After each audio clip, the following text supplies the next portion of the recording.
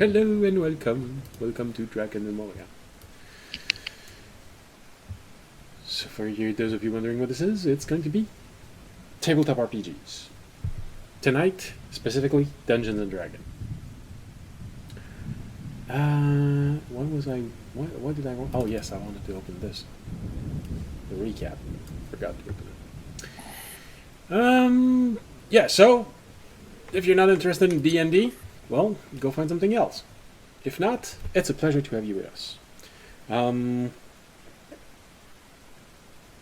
Yeah, if you like the thunderstorm in the background, that's Ambient Mixer. If you like the world map, it's... what did I wanted to say quickly, and now I'm stumbling on my own words. The world map, it's WonderDraft. Village map, it's Canvas of Kings. And dungeon map, it's... Dungeon Alchemist. Here we go. So, that's the publicity. I'm pretty sure I don't have to say this to be safe for all of them, but, you know, I'm going to say it for one. Might as well say it for all of them. Okay. Wow, that was short. Yay! Okay, so where was I? I'm a bit distracted. I was trying to, create a last-minute surprise for the game, but, I felt like maybe you already have enough on your hands. So, all right, so in case you missed last episode, what happened last episode? The party started its exploration. Is it the right one I'm reading or? Okay. Yeah.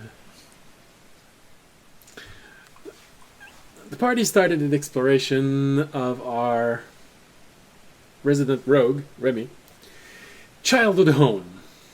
While more than one tale had already been shared, nothing hits the imagination more than visiting the physical location and seeing how the nightmare began. Each room told a small story of misery. However, mixed in with all of these seeds of nightmare, something else had been hidden. Someone came back since our rogue's last moment in this abandoned hideout. Traps and summoned monsters were left behind. Their purpose, however, has yet to make itself known. I think that's mostly everything that happened. Well, if you want to go into details, ghosts from the past and creatures attacking from the shadows and, a lot of, how can we put it, rogue-like story elements. Tragic past. Not to be confused with roguelike story elements. Yeah, no. Well, that could definitely be intriguing. A roguelike, but Dungeons and Dragons. That would be kind of. Hey, for the second campaign, one of the worst things you can possibly do with me is let me think about things.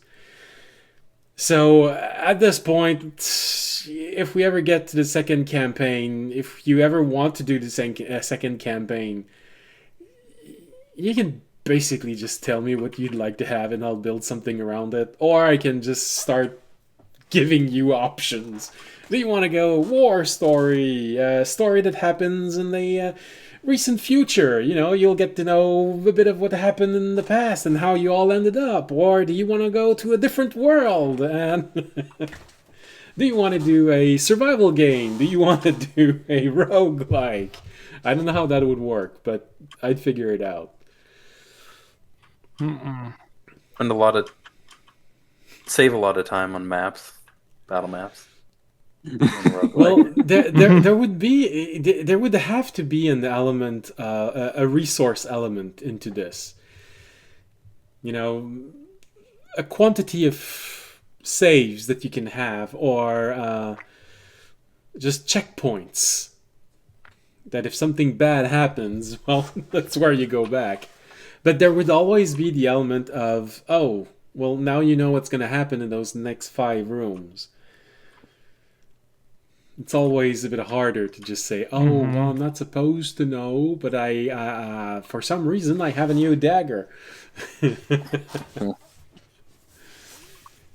Unless you build that in as like a sort of like Groundhog Day thing, so you progress a little more every time you loop. Yeah, but in that case, it would be the opposite. But then you'd have to you'd make it so it doesn't regain get knowledge, stale. but not objects or things like this, or buffs, or well, in that's true. Groundhog Day can actually work as a roguelike because he does keep competence that he earns. He learns to play piano. He learns to sculpt ice. He learns to... So he does gain knowledge and the physical aptitude to do them. Because let's be honest, if he physically completely reset every time, he would know how to play piano, but his fingers wouldn't actually move as well as someone whose motions have started imprinting themselves in the muscles and the nerves, and so he keeps something from each loop.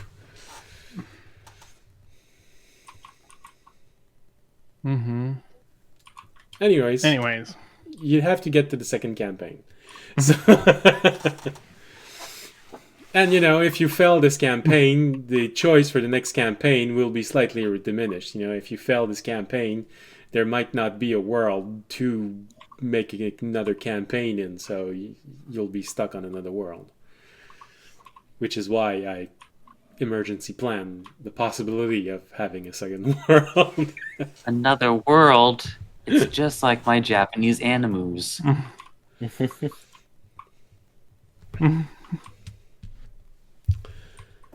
All right, so Alternate universe where everybody's a minotaur. Animu.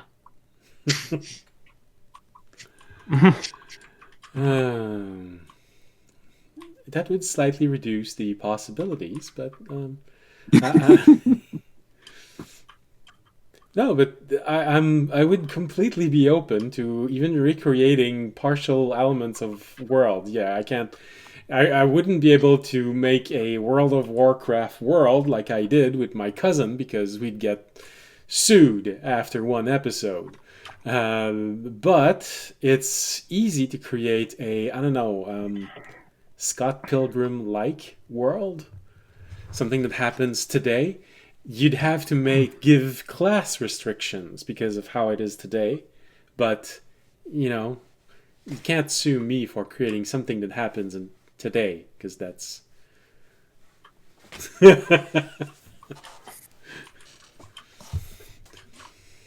Alright, so...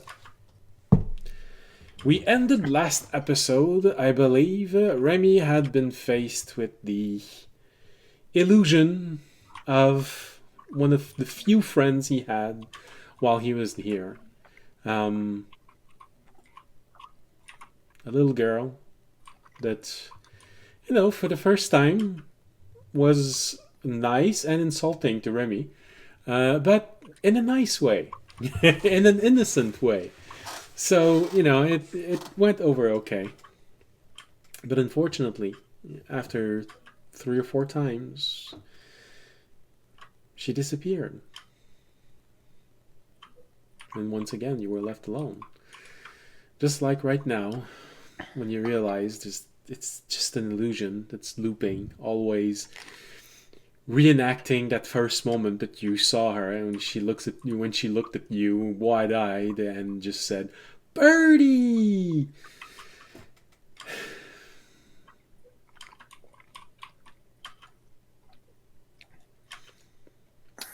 I think you just left a food ration for her.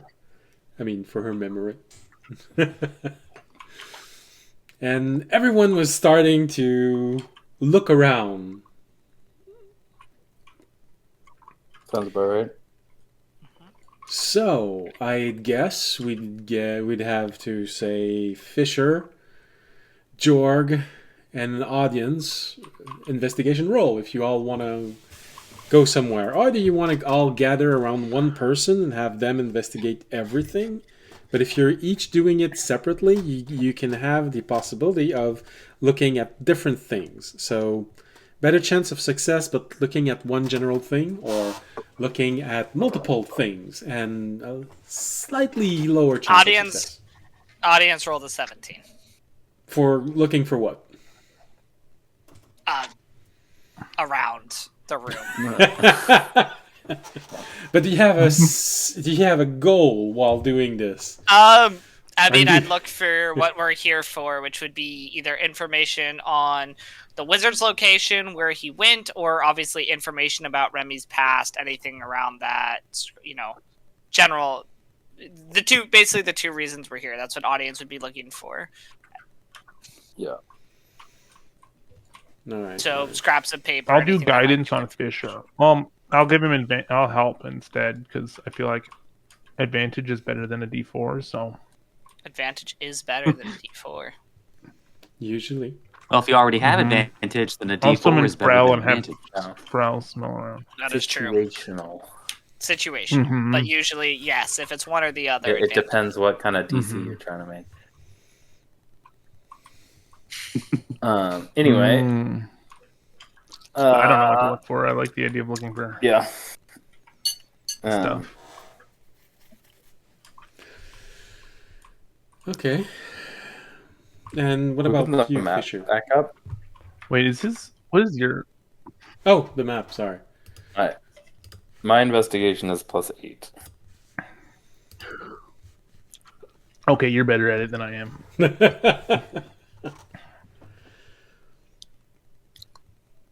Like you might even say that the two intelligence-based classes / subclasses are at least going to by default have a higher investigation. With some exceptions. Some of them dump it. I mean, this is just kind of like a dining room, right? Dining hall, yes. Judged by where it is placed, you'd expect that, and the number of tables, you'd expect that it was mostly for the other people living here. Probably a few guards also. So, well. I don't think if audience doesn't find anything on a quick look around, I'm good to go. Well, if you're looking for something different, now he's looking for clues about where Remy's old master is and things that would be relevant to your quest. Is that it? Yes, I'm looking for clues. Anything of where the wizard's location, where he might have ended up. Also, I guess anything about whatever might have moved in here. And third, anything about our general quest in general. So, like, Remy's past, anything that might relate to us or be useful in the. So those are the three things I'm kind of focusing on. So if you're looking for something different, then your role doesn't matter if it's better or worse than audience. I'm not going to be considering the same things. I mean, I think I'd be looking for the same stuff, but I don't think Fisher would think he'd find any of that in a dining hall. So why are you looking for something? That's what I was going to say. I don't think I am looking for something anymore. So I am looking for a shadow monster. Okay. So essentially hidden monsters. I guess I'll roll my own investigation now. Oh, never mind. What are you looking for? I'll help you with that. Okay, you're helping me? Well, yeah. Yeah. You're helping someone or you're investigating something? Other than he's helping. I'm helping Fisher. Okay. Yeah. If he has anything to smell, I'll smell for it.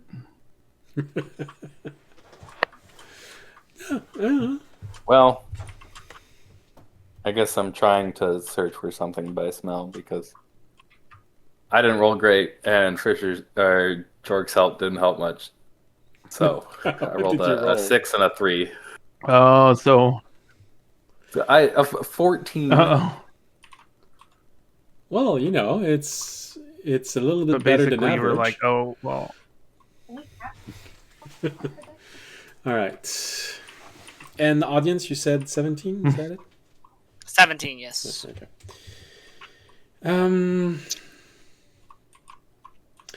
Well, looking around, you don't find anything that would indicate that you're not alone in this room right now.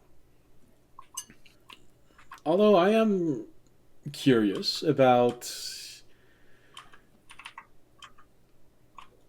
Remy, Fisher, and Jorg's emotional state right now.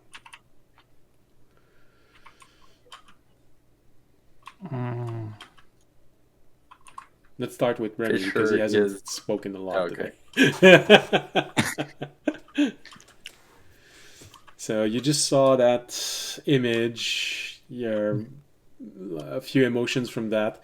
But as the emotions slowly quiet down and you see all of your friends rummaging through the place, trying to figure out if there's something that can be of value in this room, what sort of emotion comes up for Remy?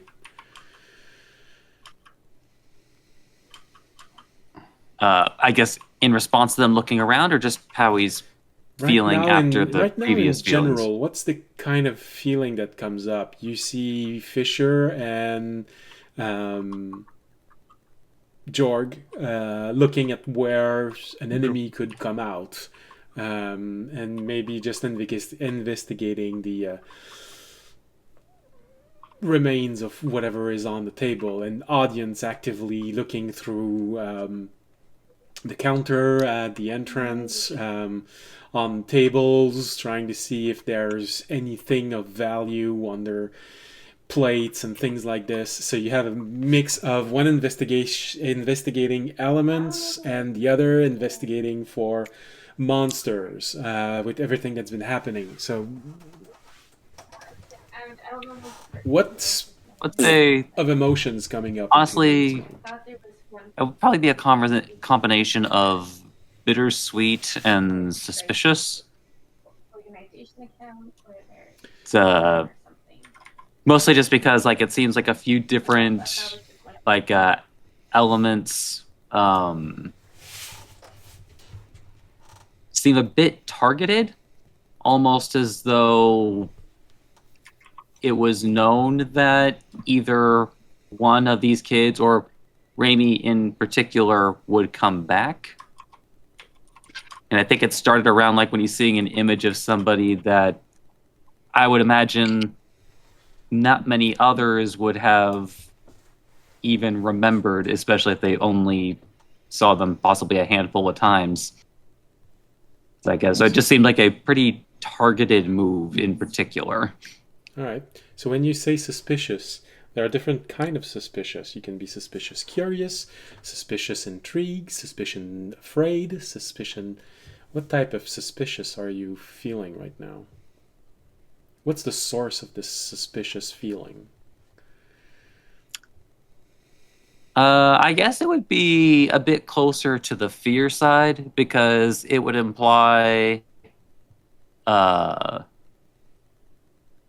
that perhaps they have been keeping tabs on him, okay, in some fashion or another.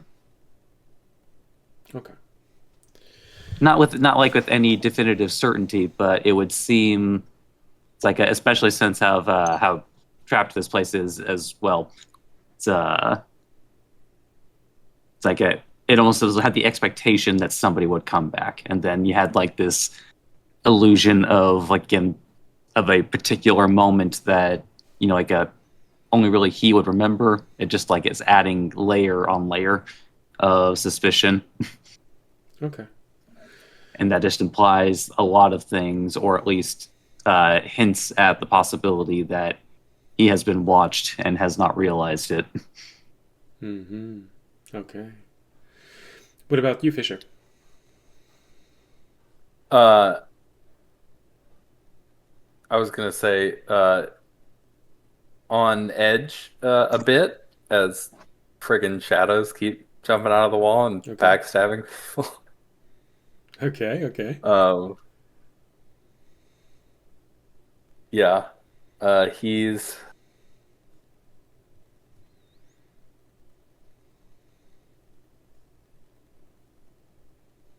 I mean, it doesn't seem like the stuff we're finding out here about Raby's past isn't really showing him anything worse than, I guess, what he saw in the actual memories. So he's kind of... I was like, is that it? Yeah. But also, like, Fisher also still doesn't really get childhood trauma as opposed to adulthood trauma. Well, that's probably because you're still a child, technically. Yeah, exactly. You know, childhood trauma is what you feel when you look back at your childhood. Oh, sorry. Yeah, Fisher is a machine that, yeah. So, when his brain was developing, it was more of in the womb. Developing, well, yeah, developing in the ability to be on as opposed to not. Okay. Not necessarily literally growing brain cells. No, of course, the development of both of you would be very different. Remy having had to live through childhood, but you mostly having to cope with the memory of things that happened because you weren't able to fully become master of your own actions. It's a bit different. What about you, Jorg?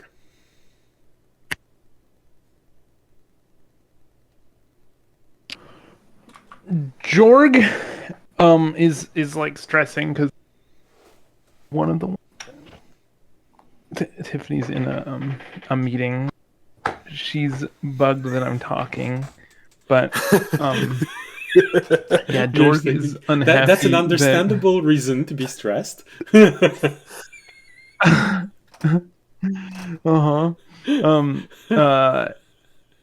forget what I was saying. Oh, because he got stabbed, so now he's on edge because of that. And then he doesn't really understand the whole, like, he understands like childhood trauma, but I don't think he understands that like the shadows are like made of trauma. So he just thinks of them as like evil spells that the wizard put up as like traps. So he just wants to kill the wizard too. He's angry too. Okay. All right. Well, in that case, with all of the with all of you looking around, if I'm not mistaken, Fisher has a light, Remy has a light, and Arunak has a light. Which means audience decided Those lights are dancing around. lights would be here. If I recall correctly. Here and yes, dancing light. The spell dancing light, but having the appearance of. I would say audience is not going into shadow to search for stuff. No. He's very aware. He now understands what these enemies are trying to do after 2 rooms of it. So. All right. I would have stayed. Yeah, Jorg is also partly why he's not searching for anything. I would have stayed within the light that was being cast around the room. Well, that's an interesting image. You have audience. Well, audience has a more limited range of emotions, being a dragonborn and being completely immune to fear. So audience Yeah. can be cautious, but he can't be afraid of anything, and he always wants to be proactive. So It's not fear. It's strategy. Battle tactics. I don't know. I feel like, I mean, not to play your character, but I feel like Yeah. you can still feel fear. Just it doesn't Yeah. freeze you. Like Yeah. it can't control Audience you can like still it does. feel yes. Audience can still feel fear. It just doesn't paralyze him. yeah, it's like having an indigestion. Just an upset. The effect of fear doesn't happen of the in-game spell. The actual feeling of fear can still be there. Yeah. So audience has an upset stomach of fear right now, but that's it. All right. Well, in that case, Fisher has a light. Well, Arunak can easily act as your light and follow you around, and which leaves Remy in the middle of the room, but he's got his own light. So everyone's covered with some sort of light. Buddy system. Yeah. Oh, damn. I had managed to forget about it. Mm-hmm.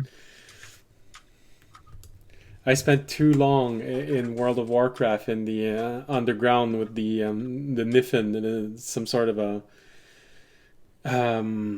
mole-like NPC. And he just keeps shouting this when you click on it. Buddy system, don't wander off alone.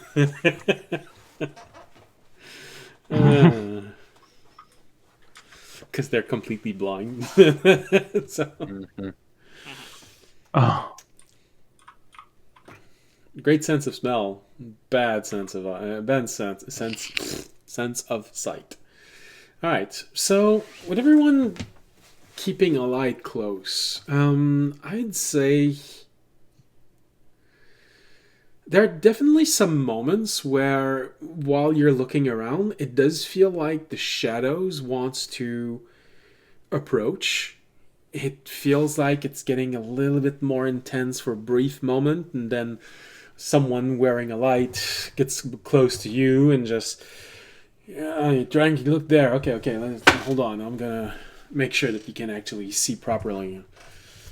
I don't know, and I don't know why. Since the light spell needs to be cast on something, I just keep seeing Fisher casting the light spell on his sword and just using it as a torch. Yep. Or a lightsaber, You have the power. Or maybe the investigation roll was bad because he was too distracted looking at the sword and thinking about Yeah. Making lightsaber noises. yeah, that's what I was gonna say. The investigation doesn't reveal a whole lot in the room. It was a dining hall. There are a lot of things which can be interesting. There are old bowls, empty urns, but you feel like there might have been something in these urns because there's a lingering smell of decay. So maybe whomever was there left a bit in a hurry. They left a few things, but because nothing was covered and because it's been a few years, everything that's not tied to a bone of something or hasn't been completely sealed, completely decayed, was eaten by insects or looted by someone who came back since Remy was here. So there aren't a lot of things that are interesting. However, between the two of you, you do find something that's maybe indirectly interesting. You sort of recognize the style of the plates and the urns and things like this. As in, you think you've seen relatively recently similar elements, meaning that, okay, either there's a very, very prolific person on this island chain selling pots and plates and things like this to a wide variety of islands, or the other way around. Whomever bought all of those things bought it from the island chain that you are currently living on.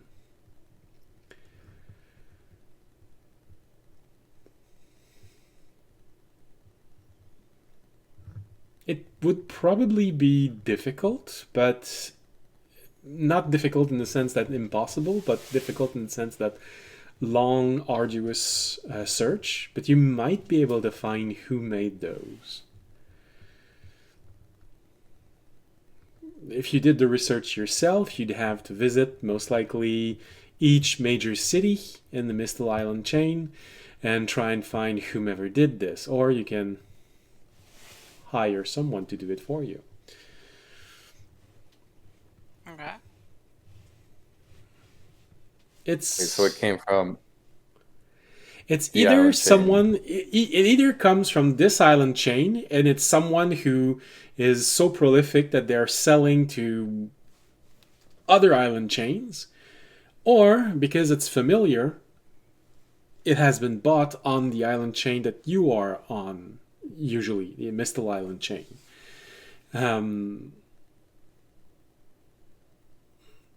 Judging with some elements that Remy has learned recently, that the sorcerer wizard may actually be on the island chain right now,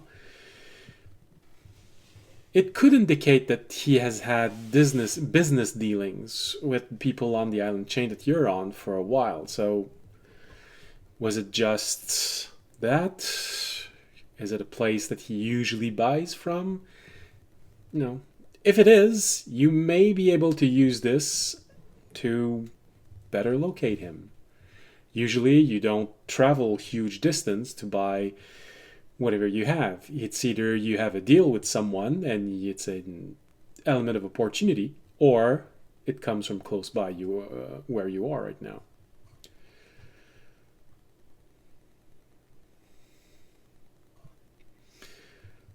With what Remy knows, there is some validity to the element of opportunity. It could easily be that when the wizard who was keeping him captive was creating this lair, he just used his contacts and bought whatever was cheapest. So it could easily have been bought at the same time as, 500 tome from the library. It's not something that's set in stone. It's not a guarantee that it'll get you somewhere. It's more of a, okay, we have something to look for, and if we are looking for using that, it'll be maybe slightly easier. But, There's some kind of like maker's mark or something. That's what you're hoping for. That the style would easily be recognized. These pots, these urns are very old and haven't been used in a while. So it's a bit difficult to see, but the style is recognizable. It's what you're used But there's to. no stamp of made it. Usually a stamp like this, usually a stamp like this would have implied that it would have been a merchant of good reputation, meaning it would have cost a whole lot, and maybe not the. These are not expensive. Yeah. All right. He's a con man, so he's more used to conning people than to actually buying expensive stuff. Would you like to purchase this snake oil? All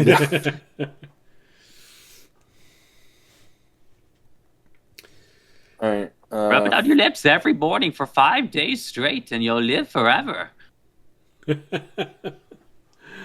Oh. Grab one and toss it in audience's storage. All right, we good to go? Yeah. You open the storage for a brief moment and oh, that's right, we have a giant barrel in there. There's probably a place where we can shove this little urn here. This here.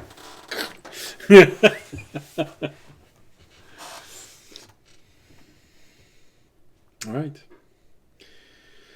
So, moving carefully, trying to always keep someone with lights around you so you don't get ambushed by a shadow. Do you believe that you have gone through everything that is of interest in this room?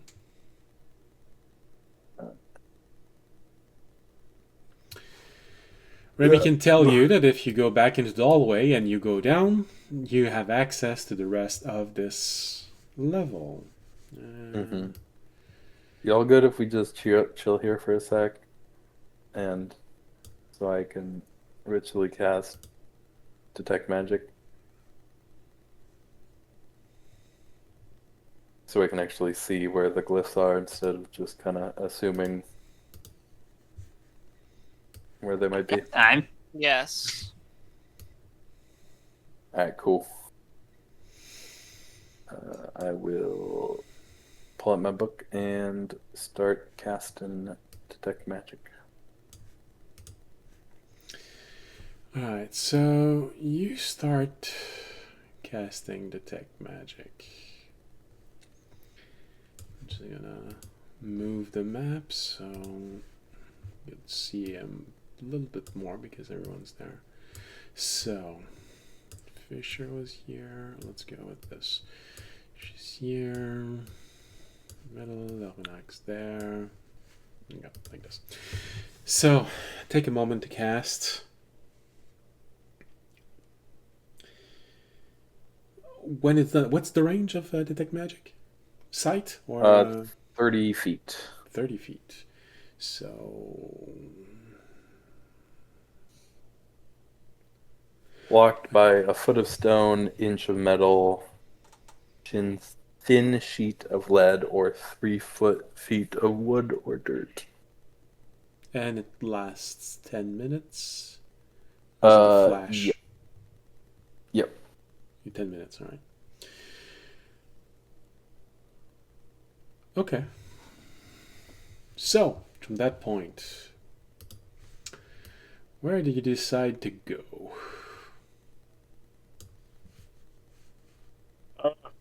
I kind of just step out into the hallway and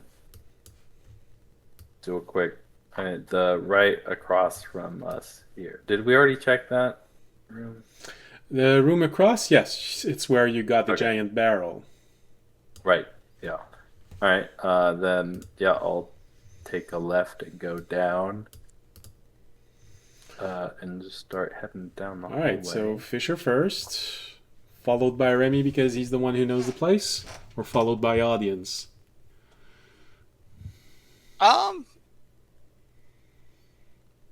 What's the order in which you're moving? Honestly, Remy can go second because his source of light is always on unless he shutters it. So, meanwhile, Fisher has to remember to activate his every few minutes. True. Alright, so Fisher goes first because of Detect Magic, then Remy, then Audience. Arunak last because he has light, and Jorg second to last because... So now the team's letter spells Frago. Prego, pardon you. Hashtag non-spawn. Uh, Our Remy and audience have to switch places. you want Remy in center? No, because then it spells Fargo. Oh.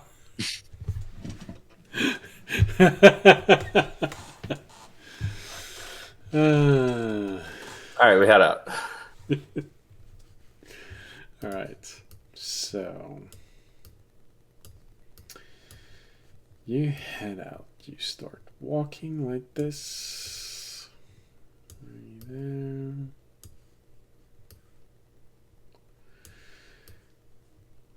So Remy would be able to tell you that the hallway that you're about to enter, if you turn left, it goes outside, and it's the door that Remy blew up when he tried. No, the first one. The first one is the door that he desperately used Misty Step to teleport on the other side while it was closed. Now that Remy is an adult, you sort of have that moment of, well, I was this desperate, but god damn it, that was stupid. So,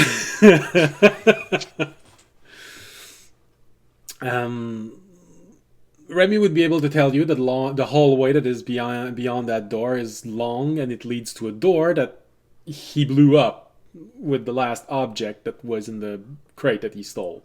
And that's how he got out. So if you go there, there's a long hallway directly carved out of the mountain, and it starts going down the mountain, and you saw part of that escape while exploring Remy's mine. If you decide to go right, well, you have a lot of things. Right, if you go directly at the end of the hallway, there's the library.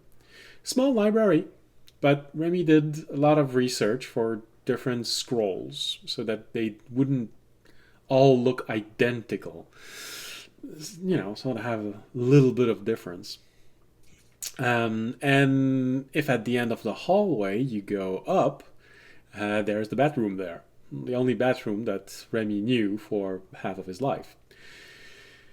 If you go down just before reaching the end of the hallway, you go to the laboratory where he spent most of his childhood being forced to write scrolls. So, where do you want to go?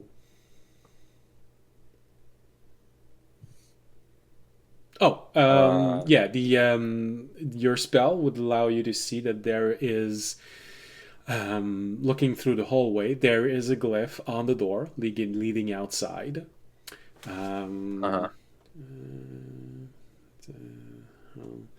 The spell doesn't go all the way to the hallway. So I don't think we're going down the secret tunnel exit. Okay. Yeah, not yet. So, let's start heading down the hallway to the right.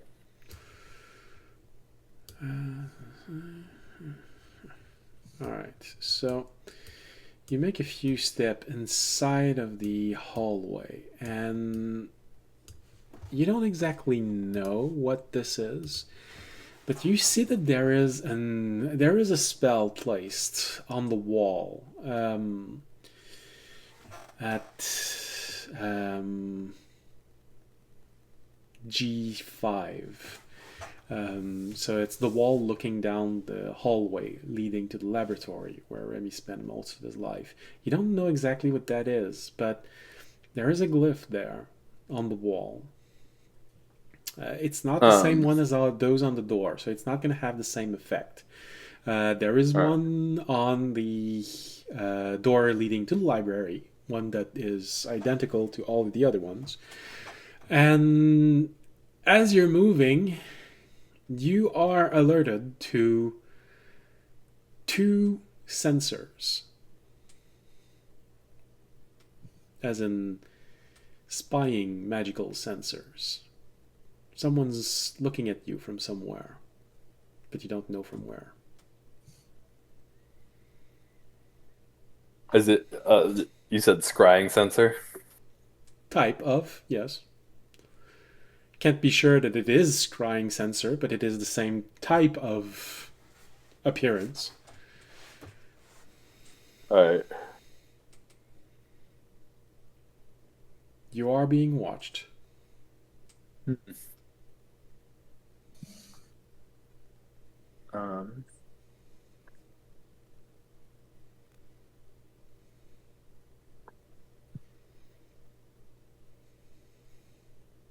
What do you do? Just one?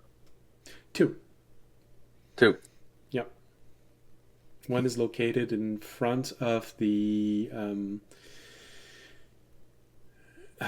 door leading to the library, and the other one in front of the hallway leading down to the laboratory. So essentially, it feels like someone put cameras in the places where they would be able to see the most hallways. Mm-hmm. Alright.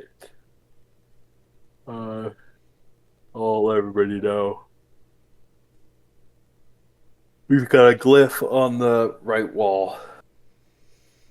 Just before the corner, and then we've got 2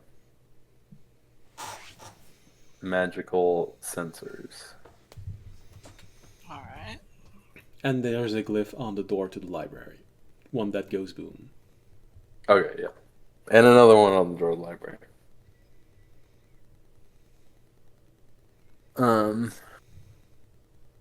Can I do like an Arcana check Yeah. to determine if these sensors are like a permanent left behind thing, or if they are someone's currently casting a spell? Yes, you can, but it's gonna be a hard one because the volatile end of the magic, we could call it, it doesn't leave a lot of clues about how long it's been there. Alright, I'll try anyway.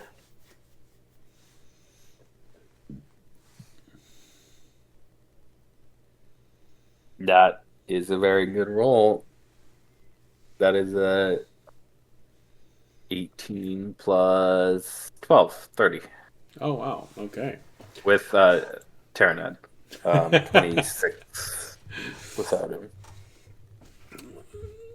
Terranad doesn't need to help you on this one, although it's always nice to have confirmation that you interpreted it properly.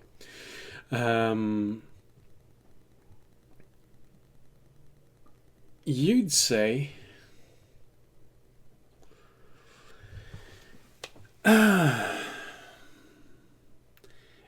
that it's both. The energy radiating from it does feel like it's been there for a while.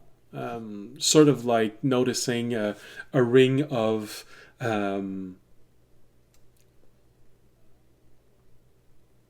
without dust around something that radiates an electromagnetic field.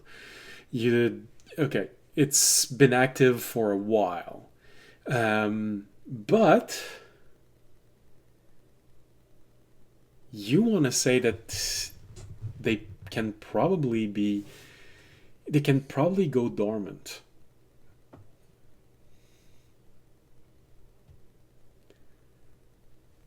All right. Meaning someone somewhere probably has a console or a orb or something like this that they stored there, and probably when you entered you must have triggered something, and then suddenly motion activated sensors opening everywhere. All right. So we already tripped the cameras and now they're on. An accurate way of describing it. Yeah. Not a medieval way of describing it, but an accurate one. Yeah. All right.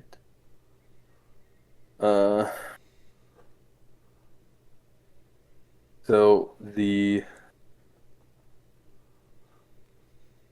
lever's only when I used. Yeah, I'm gonna try it out again now that I can actually detect. I'm detecting magic.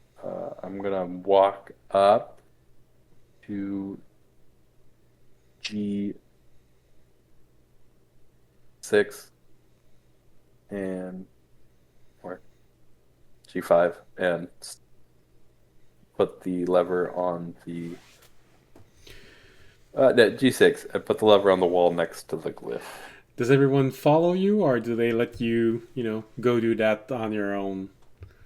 I make sure my light is refreshed and then tell everybody to hang back a second. I might go blow up. All right, sounds good. All right, so you move all the way to. Well, you want to move all the way to F6. But when you arrive at G6, sorry. But when you I'm just arrive gonna at go into the wall. G7, something happens. You see the glyph on the wall. Trigger it glows bright, and for brief moments you're not sure what's supposed to happen, but then you see a small silhouette coming from the end of the corridor appearing. It's coming from F4, from where Remy knows the bathroom are. And it's small for a brief moment.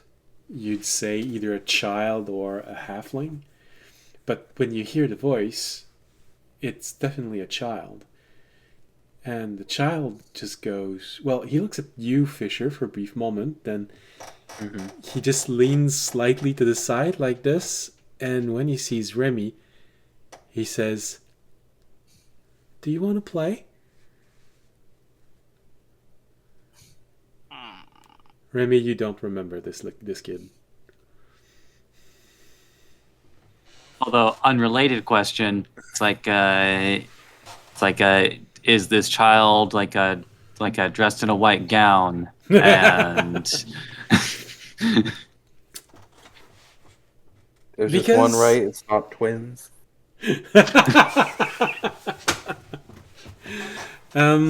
Because of your detect magic, Fisher, that thing radiates magic. And because detect magic gives you the type of magic it is illusory magic. But it's very dense illusory magic. It has some physicality. It is an illusion, but it's probably one of those illusions that can interact with things. Yeah. To answer your question, whether it was sincere or not, no, it looks like a child that you would have met in here. Tattered clothes, a bit dirty. No matter where you look, I was going to say on the face, but no matter where you look, dirty feet, dirty hands, dirty face, frazzled hair, just looking. And he repeats the question: "Do you want to play?" "I'm alone. I'm bored."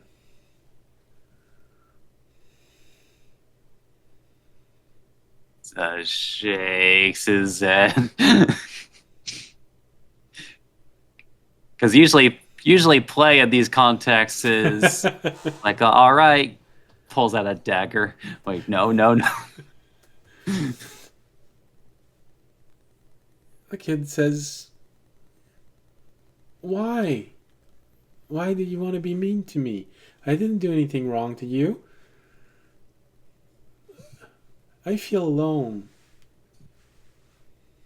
Do you know where my mommy is?" Can I stick the lever on the wall and try and turn off everything in this hallway? You'd be Yes, of course you can try, but you have to be aware that you'll be trying to. 2 glyphs, 2 sensors, and a kid. The sensors aren't connected to the walls, so no, but you may be Okay. trying to disconnect everything touching that wall in the hallway. Meaning, who knows how many other exploding glyph you might be trying to turn off at the same time. Oh, we'll try it. Okay.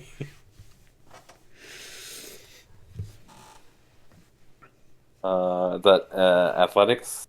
Yeah. check? Yeah.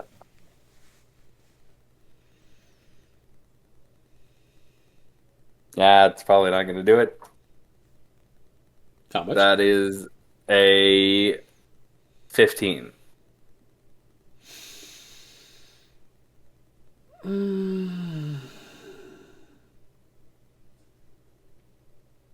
No, you're right. You're trying to pull it down, and the resistance is just a little bit too much. You feel it moving slightly, but it's resisting. Giving you a hint that, alright, although you can't do it, it's not trying to extinguish too many people, too many things. It's not like trying to turn off the wall of the city in the Misty Isle. That was so much harder than this. Yeah. When you try to do this, you hear the kid says, "Oh, let me help you. It looks like fun. What's gonna happen if we pull it down?" And he starts moving toward you.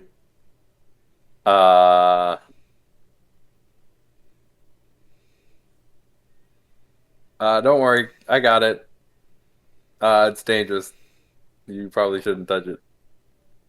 Hey, audience, can you help me with this?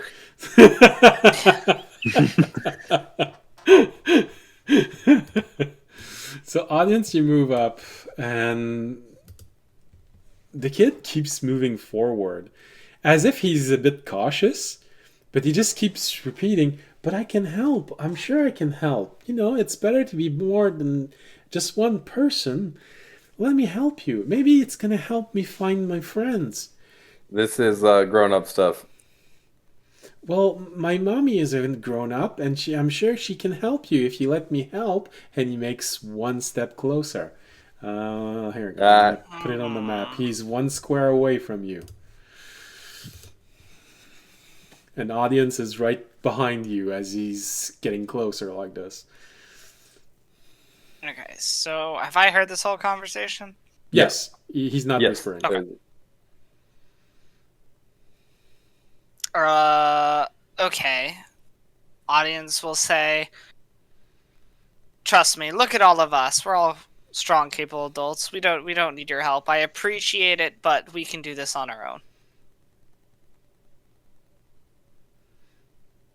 He says, "It's okay. My mommy says that I'm very strong. Look." And he makes one more step forward, placing him right in front of you.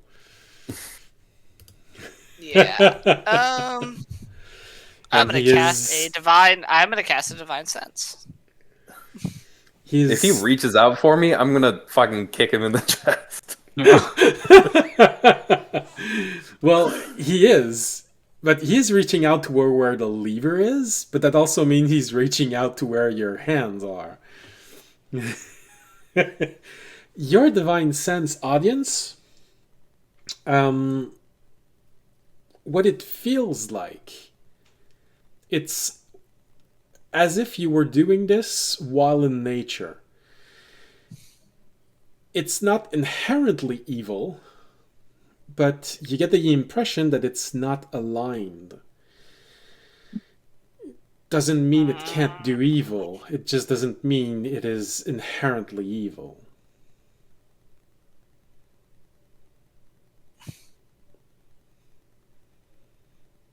There are plants that are going to try and eat you if you get close enough to them, and they're not evil. Okay.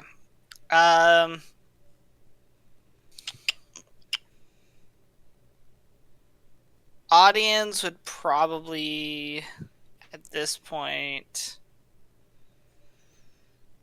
So as you do this, we're suspended in this moment with the kid starting to reach out toward Fisher's hand, and I guess Fisher just going with one hand. We're suspended at this moment. Nature respects strength. So audience gonna go. If you keep pushing this issue, you're gonna get hurt. And look directly at the kid like, I'm gonna hurt you, and I'm gonna try and roll an intimidation. Okay.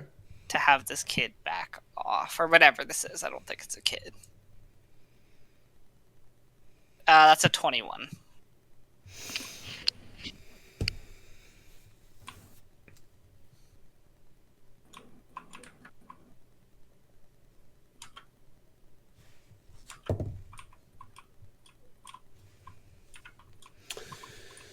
Well,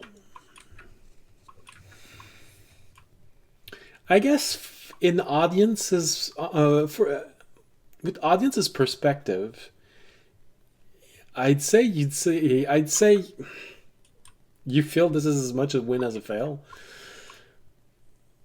The kid pulls back his hand and looks at you, audience. You're mean to people. I don't like mean people. And then all of his attention suddenly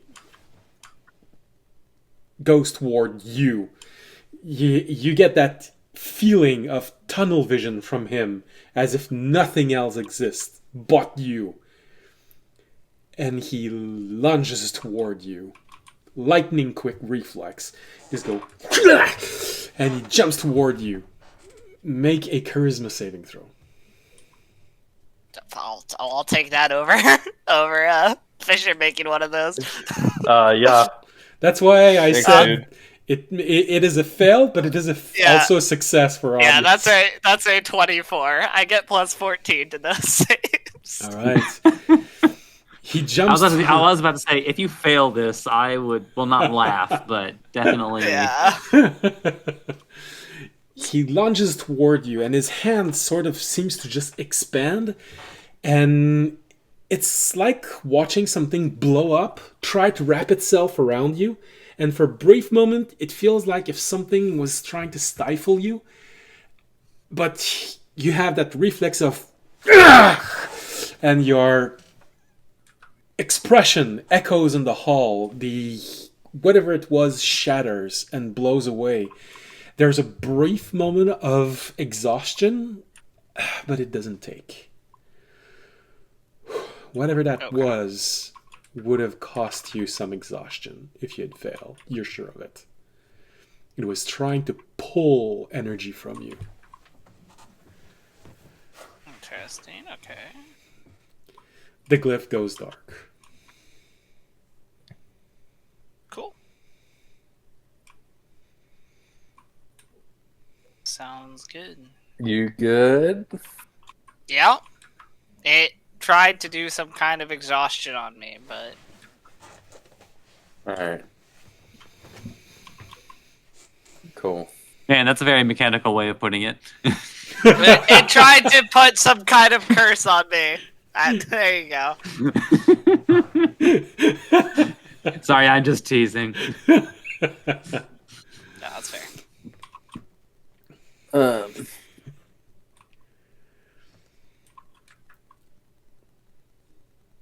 Alright. Then I guess I will. If the glyph is already gone.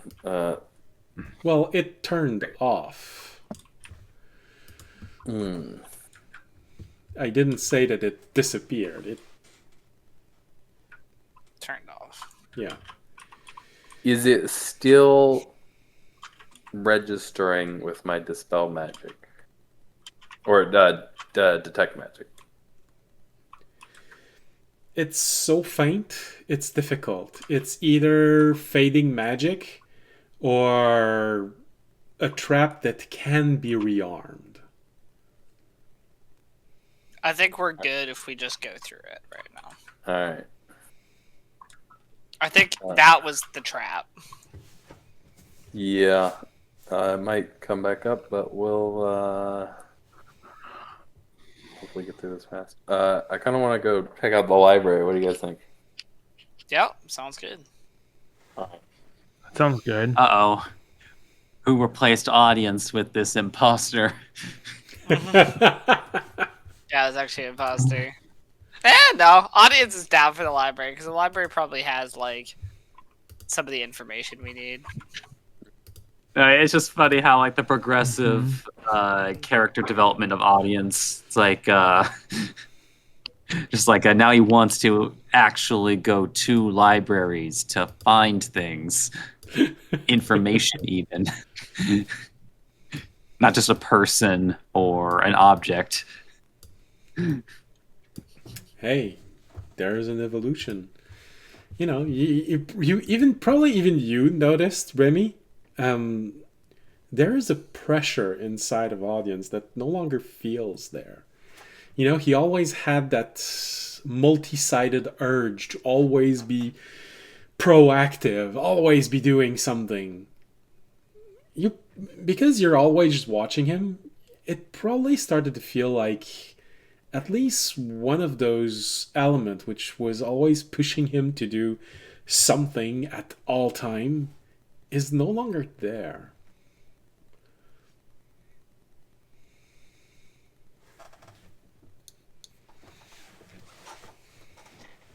Now, if you think about it, it sort of started after you came back from the past last time.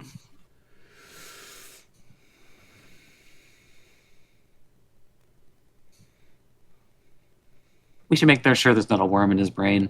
And you know, at the same time, his breath weapon suddenly became so much more powerful. Weird stuff. Wait, is it eventually going to turn into a tadpole breath? Is that what's happening here? He's gonna start spitting out tadpoles. Oh no! All of those infestation from when you were in the past, he didn't beat them. They all stayed inside of him, and now they're reproducing inside of him. It's gonna turn into a breath weapon like this.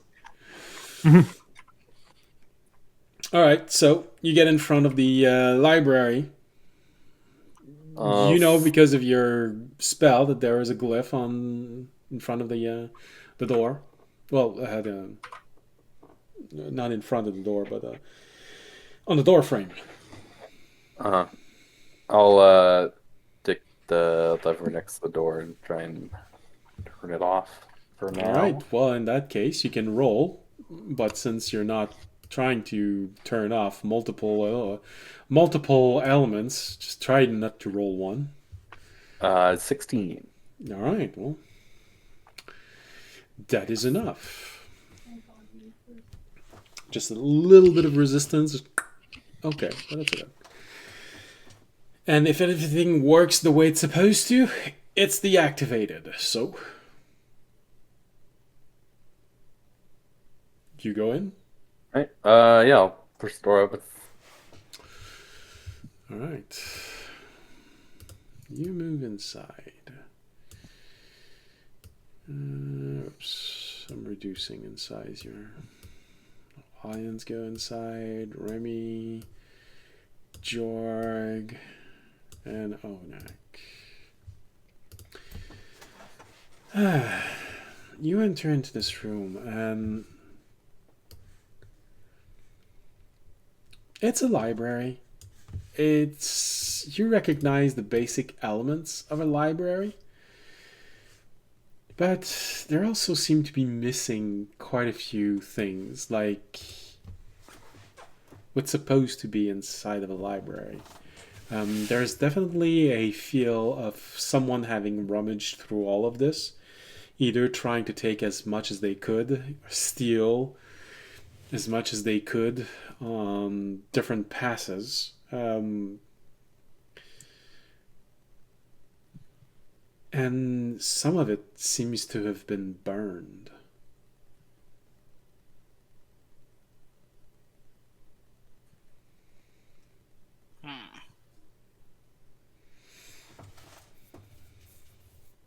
But there are things, elements left books that haven't thoroughly been burned.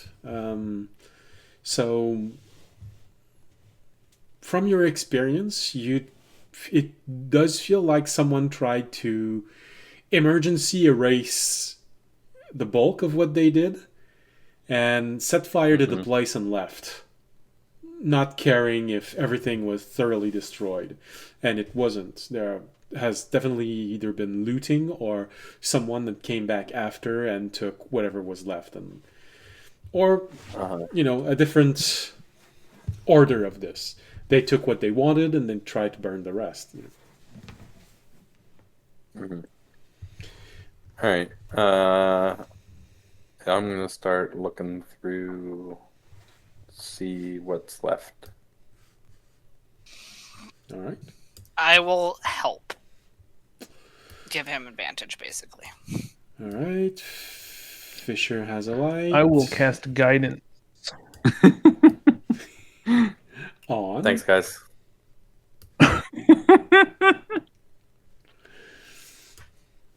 All right. So Jorg casts. Jorg follows Fisher and casts guidance. Arunak follows audience to make sure that he always has lights. And what does Remy do? I mean, he's already. I mean, the question is, I guess, like, is he just looking around? Sorry, more toward Fisher. Is he looking around, or is he digging through piles? I'm digging through piles. I'm looking at like what was. Really, I'm looking at like what was burned. Okay. And what I can piece together it was from what's left. Okay. I guess in which case Rami will focus more on just getting a lay of the room and figuring out what is there. Like honestly, maybe if there's even like any hidden entrances or exits in here. It's like just like, okay, this is the part that got burned, but then there was the underground library.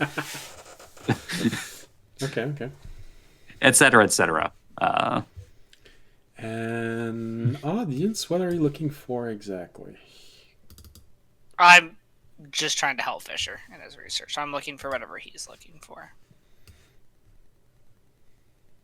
Okay. Maybe I should help Rami instead, so everybody gets a little bit of help. Yeah, sure. Remy's gonna love having someone chanting nature songs. No, I won't be casting guided. Oh, okay. I'll just be digging through piles with him and being like, "Is this one? Is this it? Is this it?" And he'll be like, Stab. I think it's more just like, oh, hey, look, Rami, that looks really suspicious. And then Rami just like moves a little bit further away. Just like, oh, in that place. And like suddenly like Rami is just very interested in the walls and the floors and the ceilings, basically just trying not to pay attention to Jorg at all. Jorg, you're being ignored by Remy again. Okay. does that mean he gets disadvantage from me helping? Well, no, it means that he can really focus on his task because he's trying his best to ignore you. It's motivation. Oh, good point. All right. In that case, Remy can roll with advantage, and Fisher can roll with advantage. Oh, I see. Like he's looking for exits so he can get away from George. As quickly as he can. All right. I just got 20. Okay. And what about Remy? Rami gets a 29. 29. All right.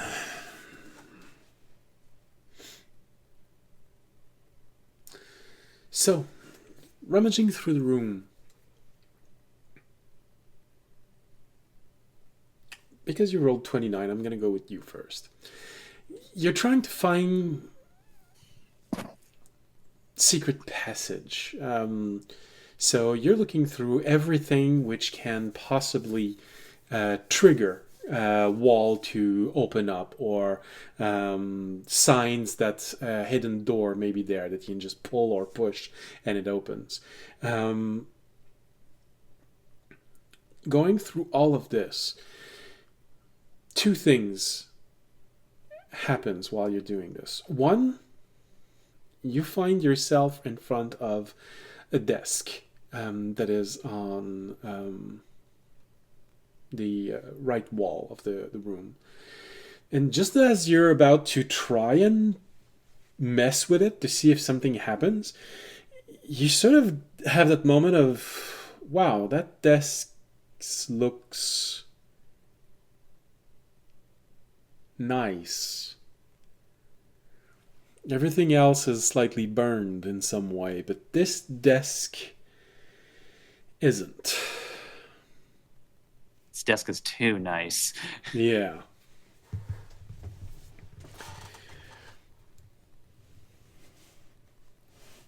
It must be destroyed. No, I'm joking.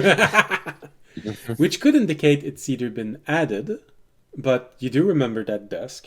Usually there was someone there working. It's one of the rare person that you saw that weren't a guard or a child.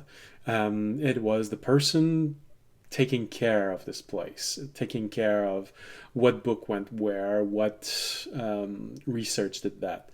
He was a nice enough person, never treated you poorly, but always a little bit cold. You're not sure if he was uncomfortable with you or if he was told that he shouldn't be interacting with you. It was always either one of those, but you never were sure of which one it was. That's where he always was. So that's the first thing that you find. The second thing is, as you're looking around, just as you're arriving behind a little place where there are bookshelves placed in an L, not too high, because you remember you could reach them even though you reach the top shelf, even though you were kind of smaller at least than you are right now.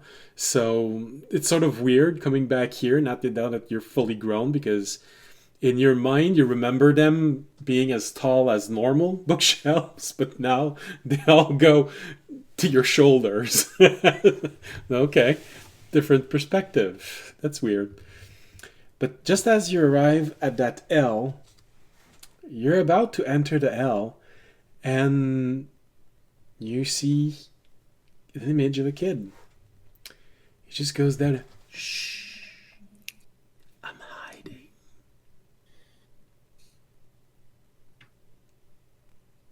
You remember that moment in your past.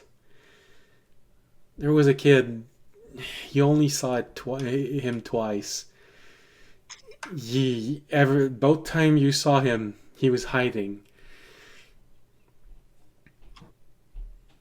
I don't know what you did when he said, "Shh, I'm hiding." Did you tell anyone or did you not? I don't know. But that's the moment you saw him the first time. Just going, "Shh, I'm hiding."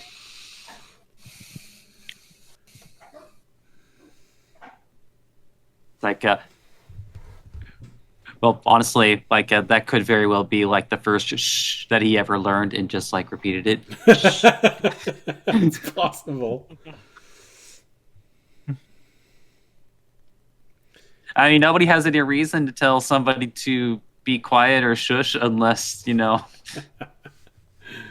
trying to not be found. All right, so you respected his desire to not be identified easily.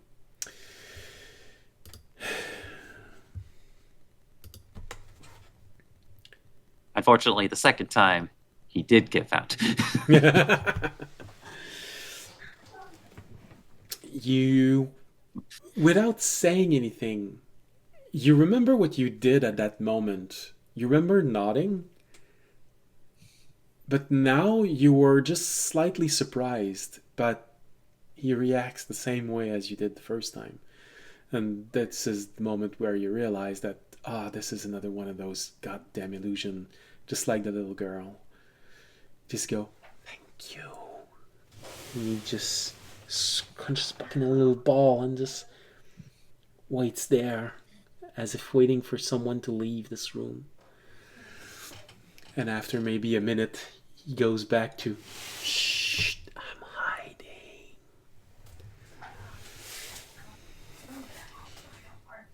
You don't know what happened to him. You don't know if he disappeared because he was caught. You don't know if he was doing something bad. You met him once, you met him twice, and you never met him again. I'm really sorry. I should have said I never think about it.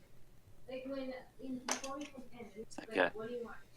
Now he whispers under his breath a series of elvish curses.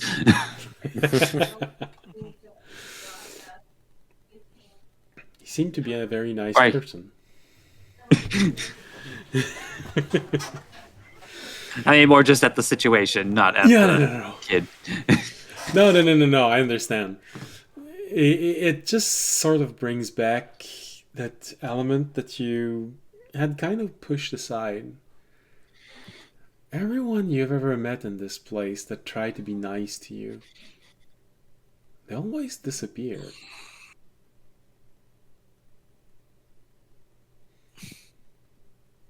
It's all your fault.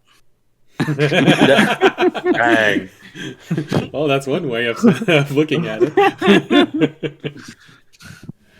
Like, it's okay, Raimi. You just poison the lives of everybody you come into contact with. Yeah. Anyway, what's for lunch? Anyways. I feel it's like the joke of the guy saying, "I was there for you when you got injured. I was there for you when you lost your job. I was there for you when you divorced your wife." And then the other guy says, "So you're the problem."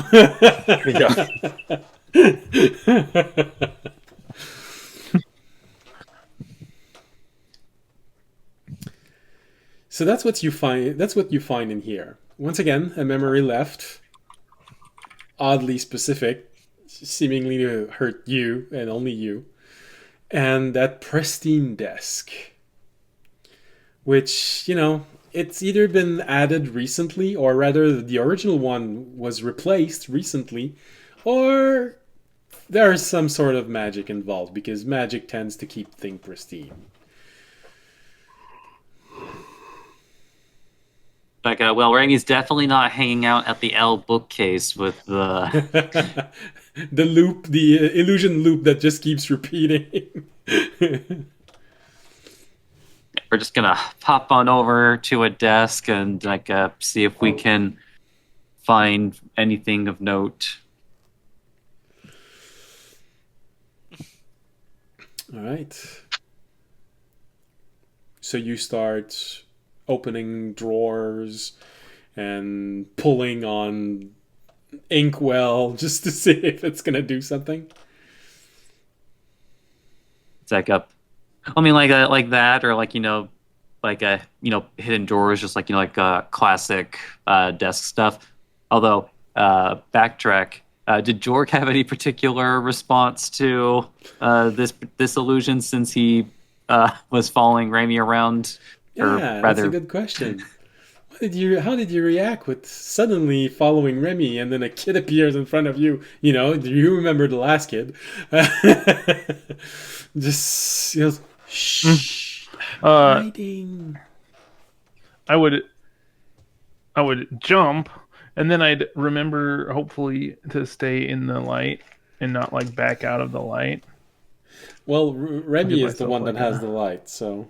Of course I know. So it's like the kid appears. I rolled a nat 1. I was like, I'll give myself a 5% chance to freak out. And so I panic and back out of the light, I guess. For just a second. So everyone hears that moment of, fuck, what's that?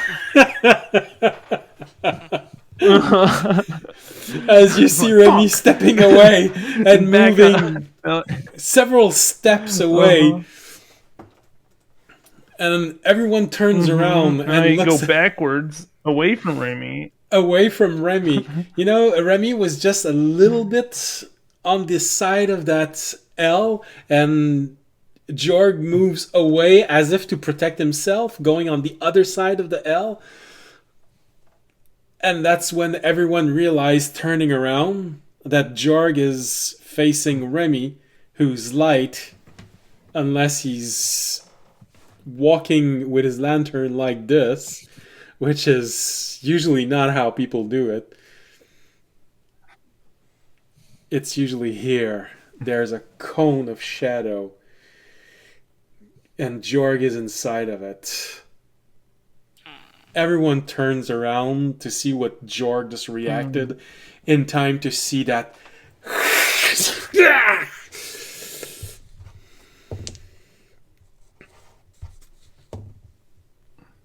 I lost the dice. I shouldn't have rolled. I should have just pretended Jorg kept his head. So it is a 23 to hit.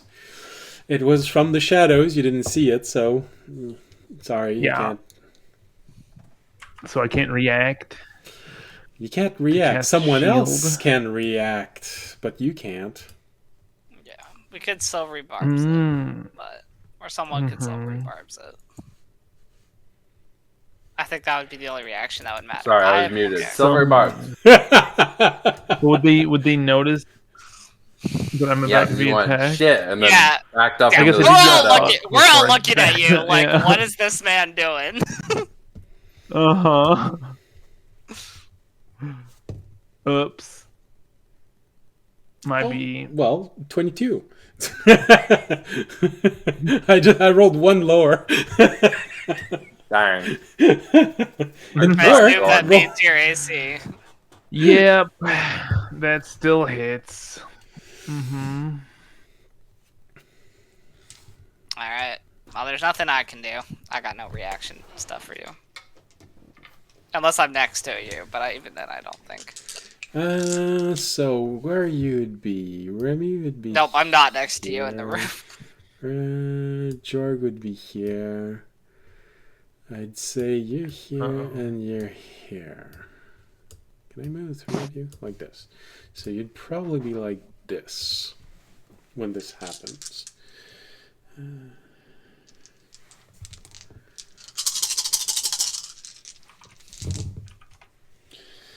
Oh wow, you really didn't see this coming. Oh god. It's fine. You were full healed by Ornak. You probably won't die. Or go down. Mm-hmm. I still made everything so that you'd at least be Yeah. able to take one hit. Come on. I'm not that mean. Mm-hmm.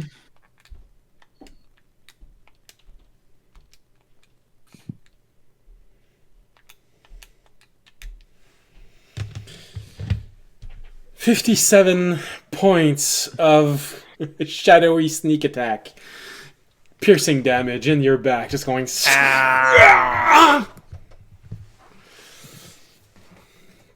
Alright, I super roll I an am initiative. injured now. I assume the rest of us are rolling initiative. So Jorg step one back, meaning that the That's gonna be a 16 for me on my initiative. A non-natural 20 for me. Well, Natural adrenaline really helped you on this one. Sorry, I didn't get it, Fisher. A natural 20 for me. All right, and Remy? 24. Oh my god. Remy? I think you're muted. That's why I didn't understand. Whoops. 17. Okay, 17. And those things got really mean dexterity bonus. Which means it's... Alright. Well, it's really hard to beat Fisher with 24, so... Mm-hmm.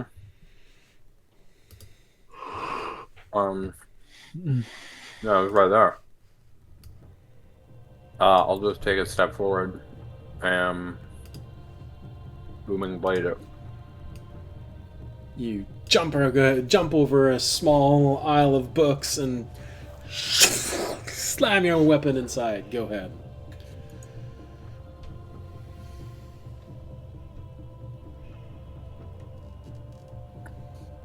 That's 19 on the die, so it'll probably do it. Yes. Yep.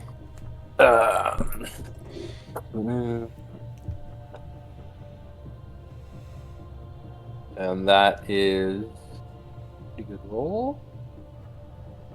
Do you need me to separate the damage, or does it not matter?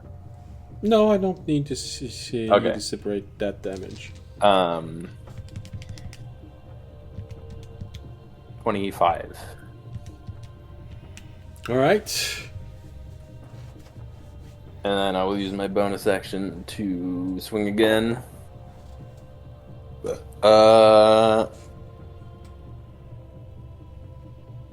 19. That is enough. Sweet.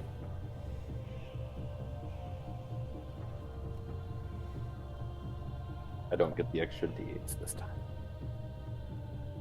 Damn. That is 14.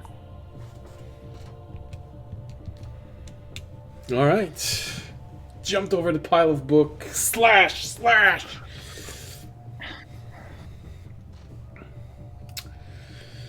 That'll be my turn. All right. In that case, we go to Jorg with 20.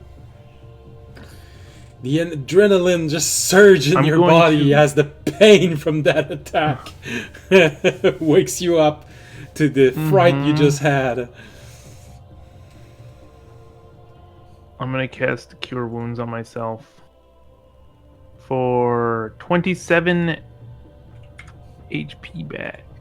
Oh, and then I'm going to not invoke an attack of opportunity. Yeah, that was a pretty good.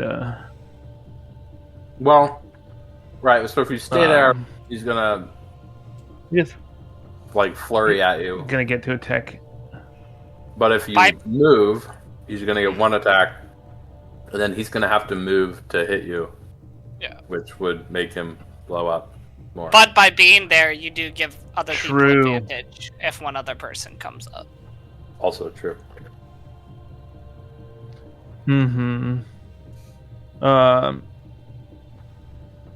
I will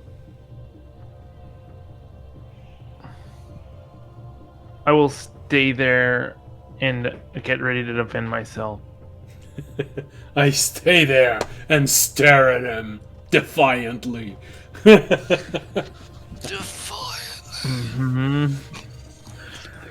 I can take it. Come on. Do you want to try and take it as something else? You use Cure Wound, so that's an action. You still have bonus action and a reaction. Oh, I could do that. Yeah, I'll wild shape into a black bear. You know, your dog looked at you and you just went, oh yeah, I can transform to black bear, yeah. You do have a little more space here. Get that extra few hit points. We're in a room, not a hallway. You're muted, Remy. We didn't hear black that. bears are... What did you do with your action? Cure Wounds. Cure Wounds on myself. For like 27. You're a Moondruid now, right? Yes, he's a Moondruid. Yeah. He's a something. Yeah. Moondruid. Yeah. I was just saying, you probably have tankier stuff than a black bear to turn into. Being level 12. True. Oh, no, if I'm recalling correctly, he's playing a version of Moondruid where you like specialize in a. No, he decided to not go with that. He decided to go with the normal Moondruid. He is not. He is not the Valkyrie. Yeah. So for some reason, I thought that's what you had said before, but he ignore me. He started with that, but he changed ID. I was gonna, and then I changed my mind. Mm-hmm. All right, so you changed shape. I wonder how many people in here actually got the reference of he's not Valtteri. I think maybe one. Yeah, me. No, two? It's like we were around for like A a little Valtteri. You were? Okay. I can't remember. Yeah, Zach was there.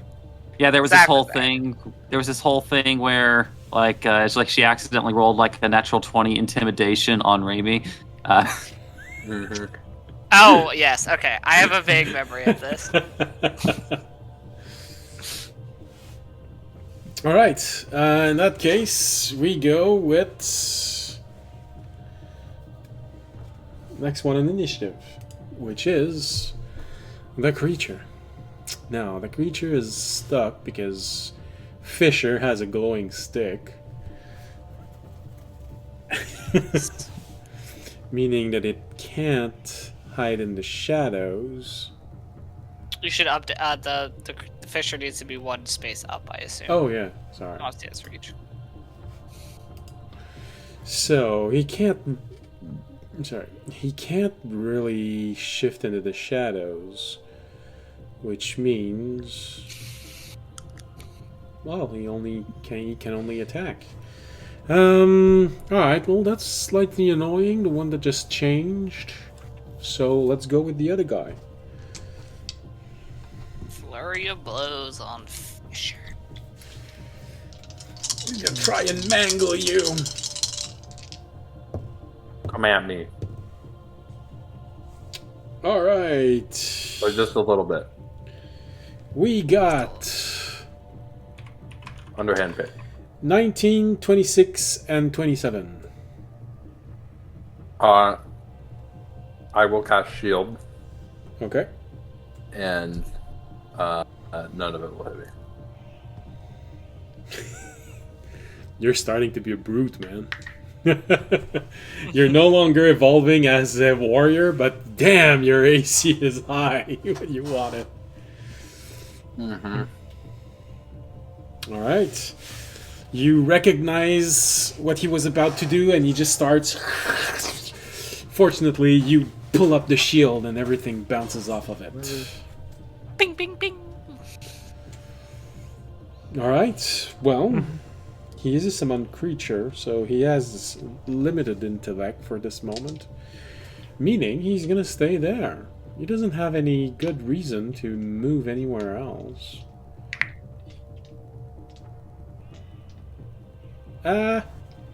Why not?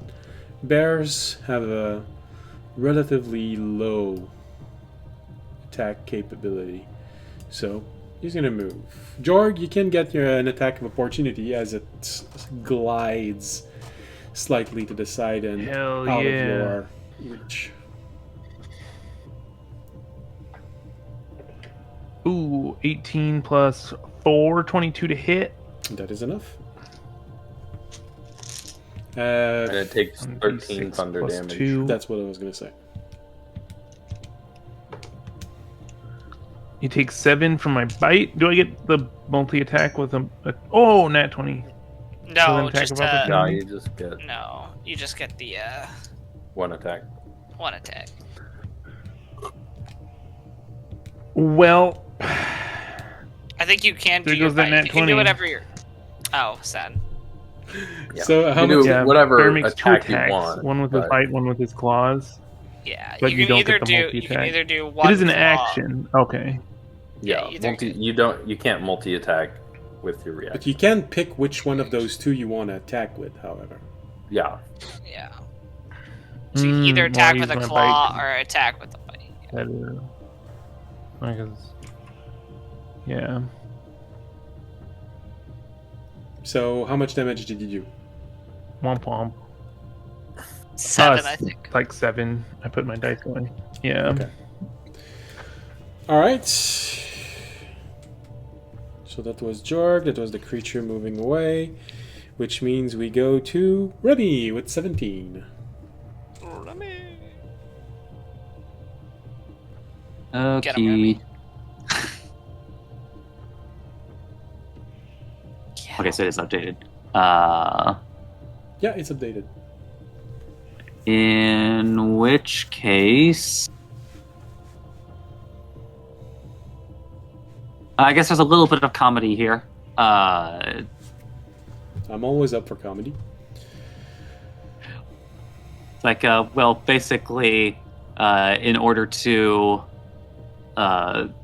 make life not impossible for Jorg, because he's, for the time being, still useful.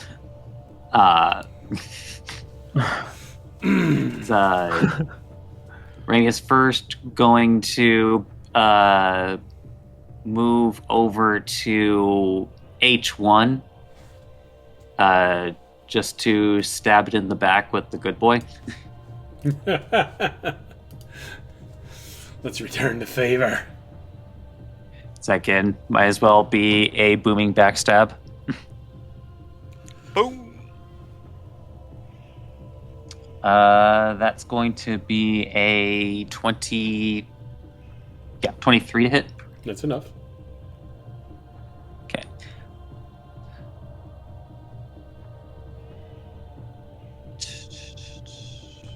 Die. Not, I mean, don't get me wrong, I want it to die, but... No, but both work. I know you want the monster to die, so that's okay. My guess is it will not die, but it will get injured off this attack. Well, I was more making a joke about how, like, I was saying, like, grabbing each die, and then it's like, die. Wait. But I guess they are my die dice.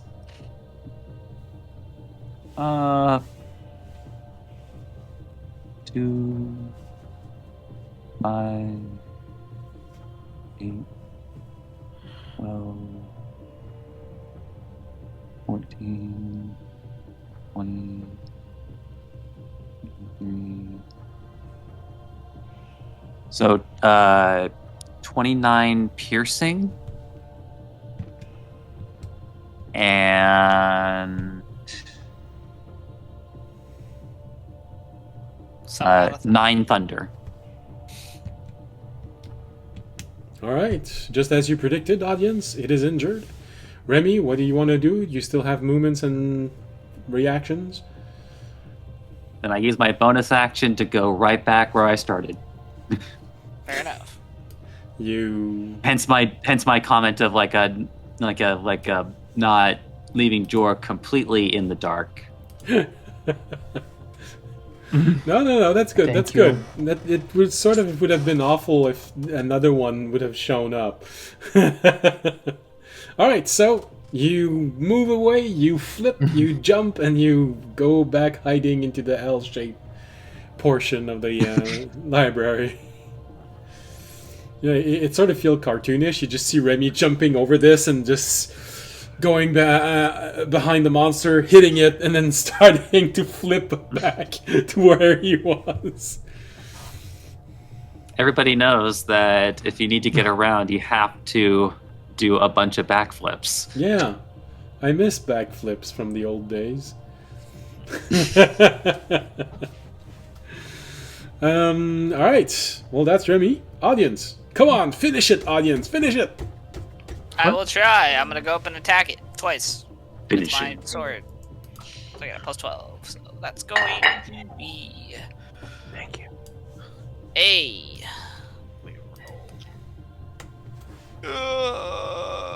First one definitely hits, and does a 19 hit? Yes. Okay, both hit. And we will do a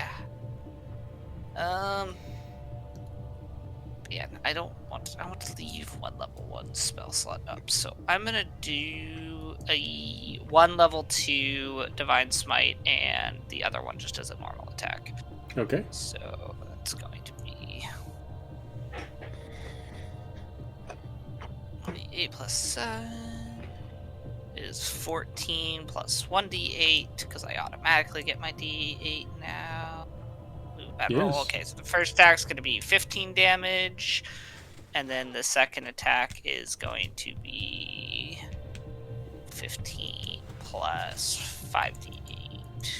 Or no, sorry, not 5d8, 48. It's not 48. 15 plus 19 is 30. 30. 15 plus 29, 34 damage. So 34, 44, 49. I do 49 damage in total Damn. with both attacks.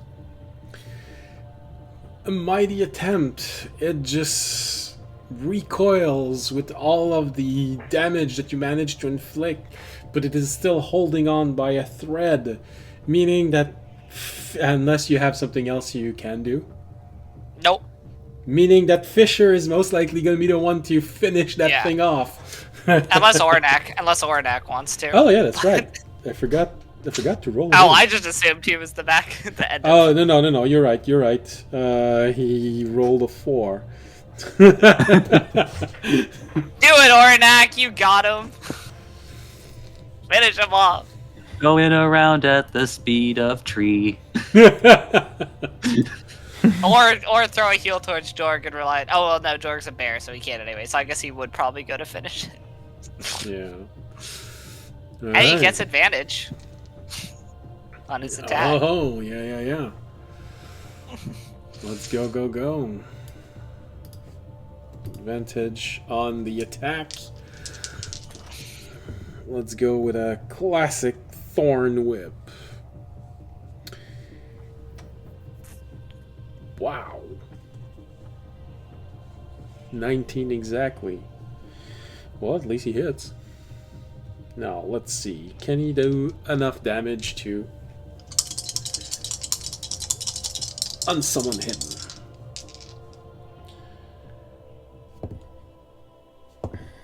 Yes! With 2 dice, this is enough damage. He does 16 damage, and he only had 8 hit points left. So after hitting it, he just goes, I think I'm gonna do this. Yeah! Nice. One more. Is that how you count it? Yeah. Alright. Jorg, don't walk into the dark again, even if you're startled. Worry about that. I'm a bear. You are a bear. It's okay. If you want to stay as a bear, you probably also can. Just say that. Yeah. Only if you can bear it. Oh no, not again. Alright. And then we should, if we want to stay on schedule, we should take our break after That's that what I was going to say. before we continue. Alright. In that case, break is... Oh, let's go with a bit of variety while we're waiting. So we're going to go with the marsh. Because the rain feels like... If you arrive in the middle of the rain while we're on break, you may feel like you're listening to static. So at least there's variation when you're listening to the marsh sounds. Alright. And it's this one here. On break. Alright, see you in 15 minutes. Bye. See you in 15.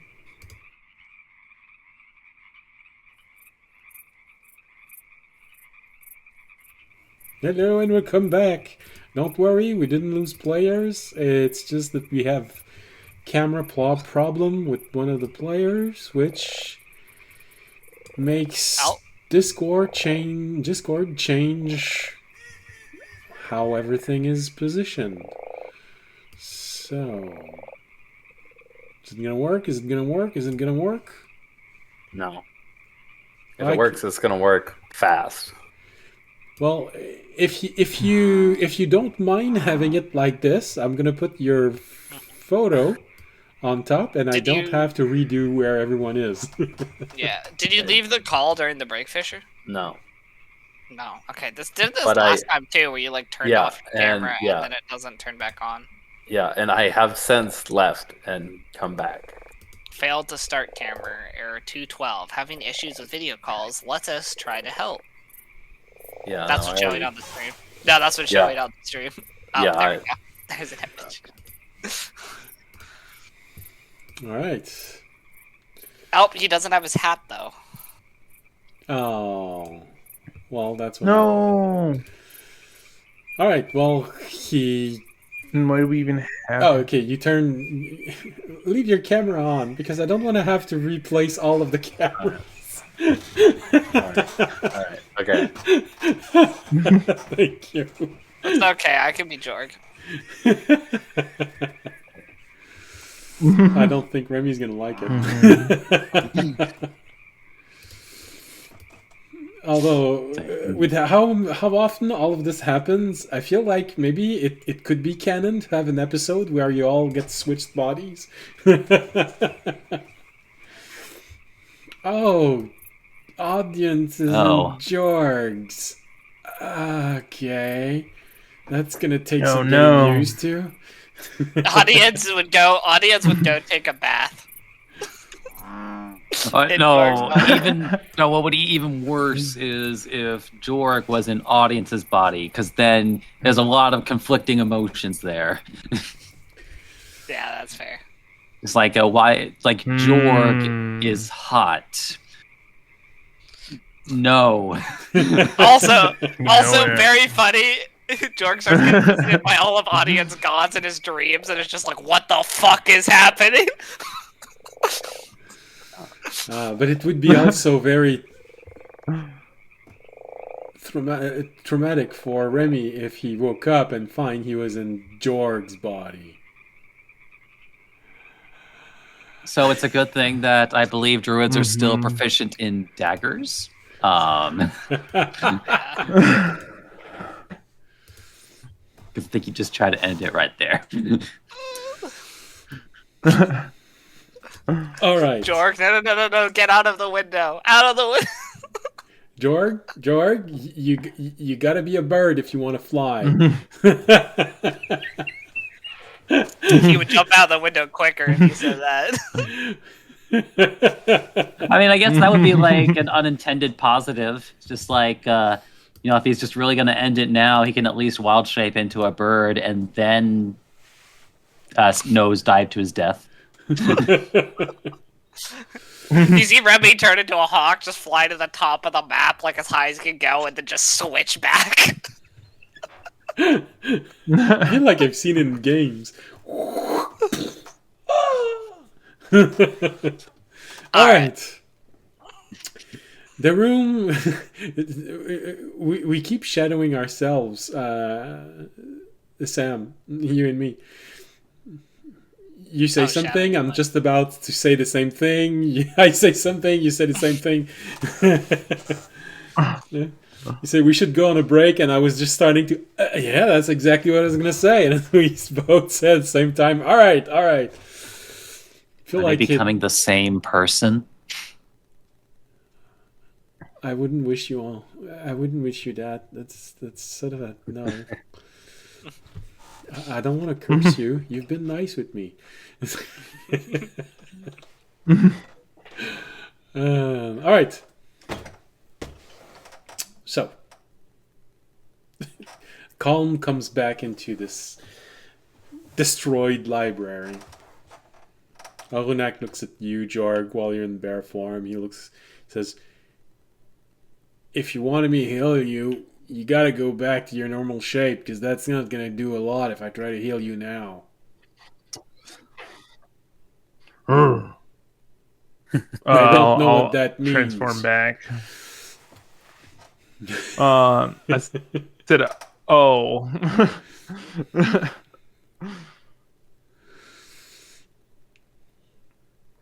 Right, so he thoroughly looks at you and says, your anatomy is weird, because I rolled a natural 1 to see if he could figure out how much hit point you were missing. So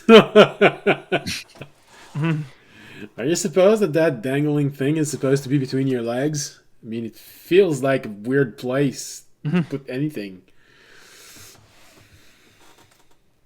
Yep, definitely get rid of it.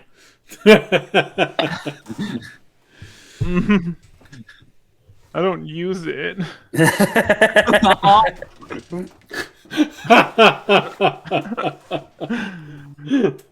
Raimi just leaning into Fisher. Did he just self-own himself? Yeah. Yeah, that was pretty bad.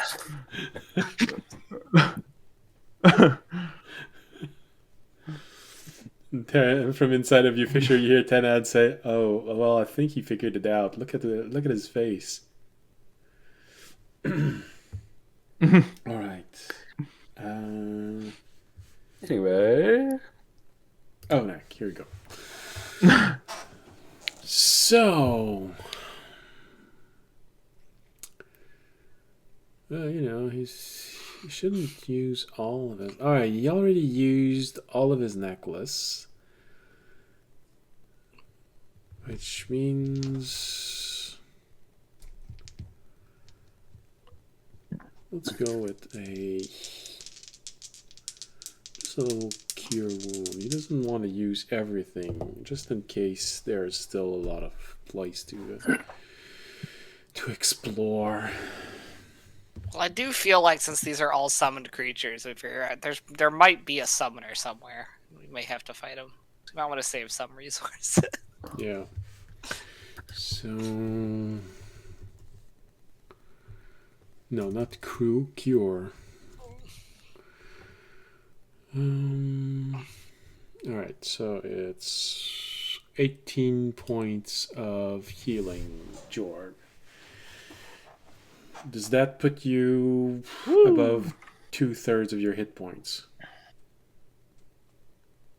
Yeah, that puts me well above. Okay.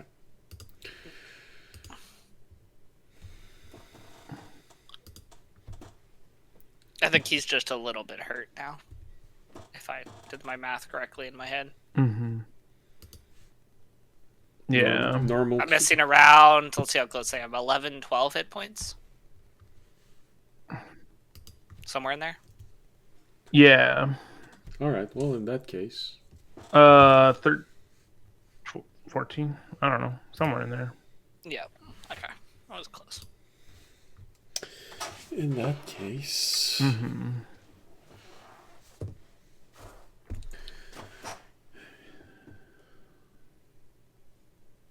In that case, 12 hit points. Lowest of the low cure wounds. 12 hit points. Oh, there you go. Woo. Thank you, Oranek. It's what I'm here for. Yeah. So did we already search this room, or did we? Was that at the end? Well, I just didn't have time to tell you what you found while you were looking. Oh, okay. Well, it was good. Okay, because I was like, I thought we'd already started to search. Yeah. So Remy now with this, Remy is free to go back to the desk and try and rummage through that desk, while Fisher and audience go back to exploring the piles of ashes. So we're going to go to audience and Fisher. Well, there's definitely something there. Fisher, make another Arcana roll for me, please. Arcana? Yeah. All right.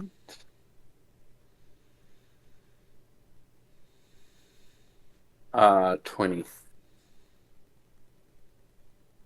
Wait, no. Sorry. 16. 16. Oh, wow. It's pretty badly burned. For some reason, I added 16 instead of 12. Oh, okay. So you rolled a 4. Okay. Yes, I rolled a 4. So it's pretty badly burned, all of those books. So you're having difficulty figuring everything out. But one thing does stand out with a 16.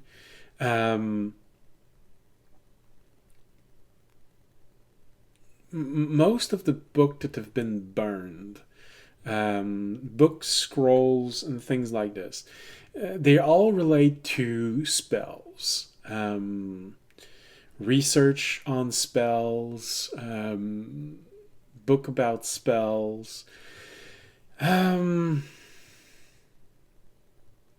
So someone definitely did not want to leave anything, any sort of valuable spell elements here.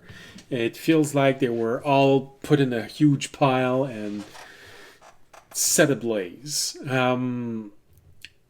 Which on its own you can understand, now being a mage. If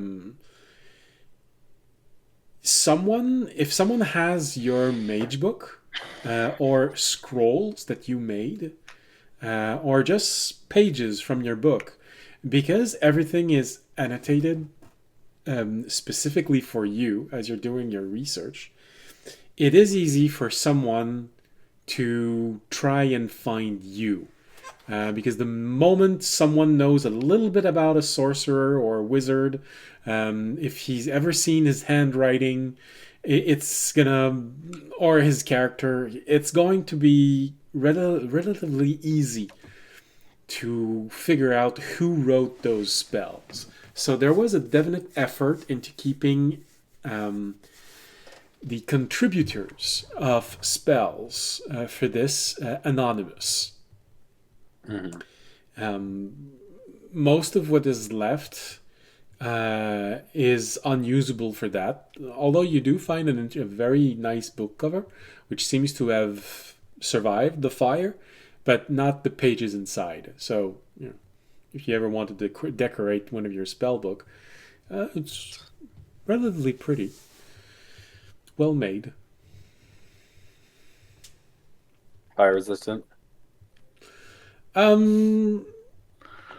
You get the feeling that you'd be able to restore it with simple spells, like mending spells. It would remove the scorch mark on it, but you get the feeling that the main reason why it survived, it's because there are a lot of metal component in it, and it's binded with leather, which probably has some fire resistance characteristic to it.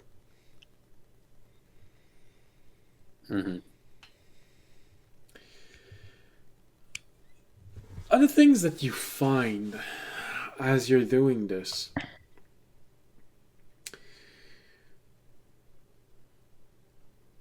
So this is for scrolls.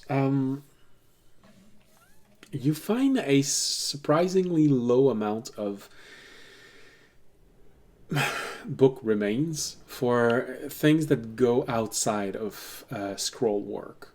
Some feels like it was research for potions, magical objects, but with a low quantity of it, it's either that they were taken or they just weren't there, or the quantity was laughable.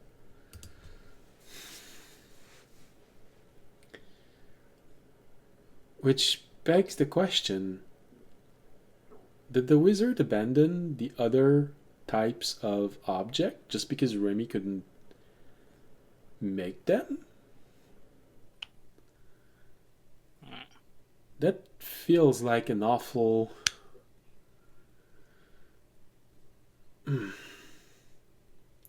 awfully targeted element.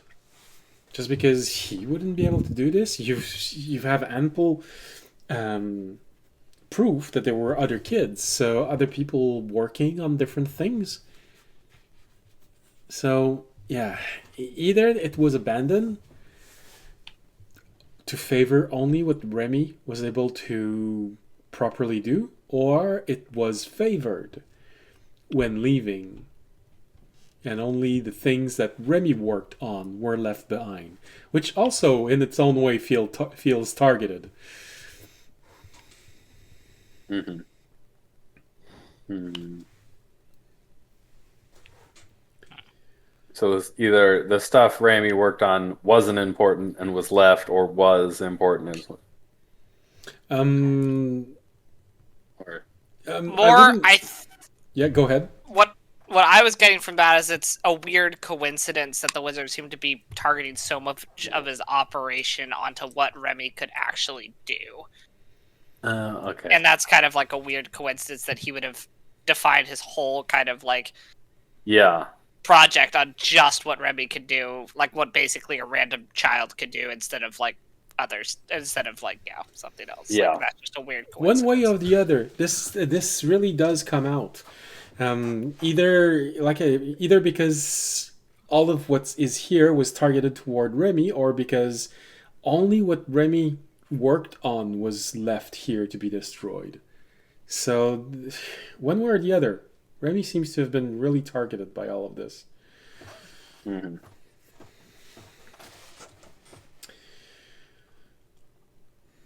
Which is not normal for a con man.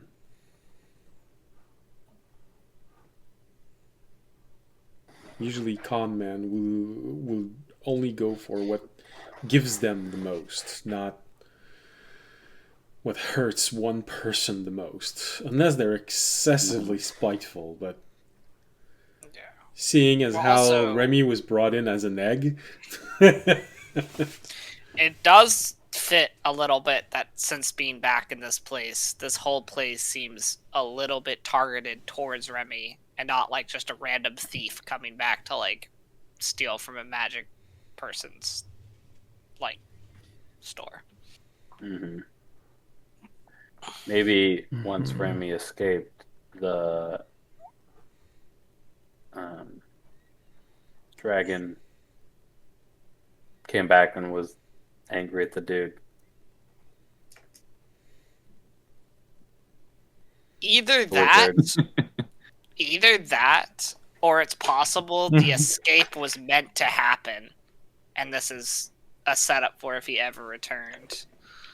Maybe Remy was always meant to escape.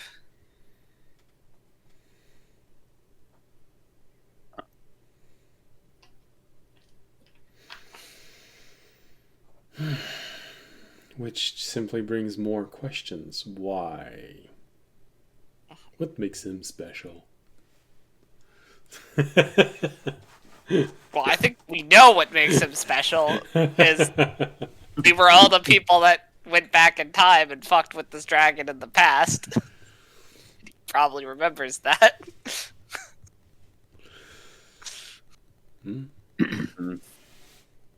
Well, we never fucked with the dragon, as far as I know. Well, you still have one time going to the past. You don't know. Yeah, we know he was on the opposing side to us, but Yeah.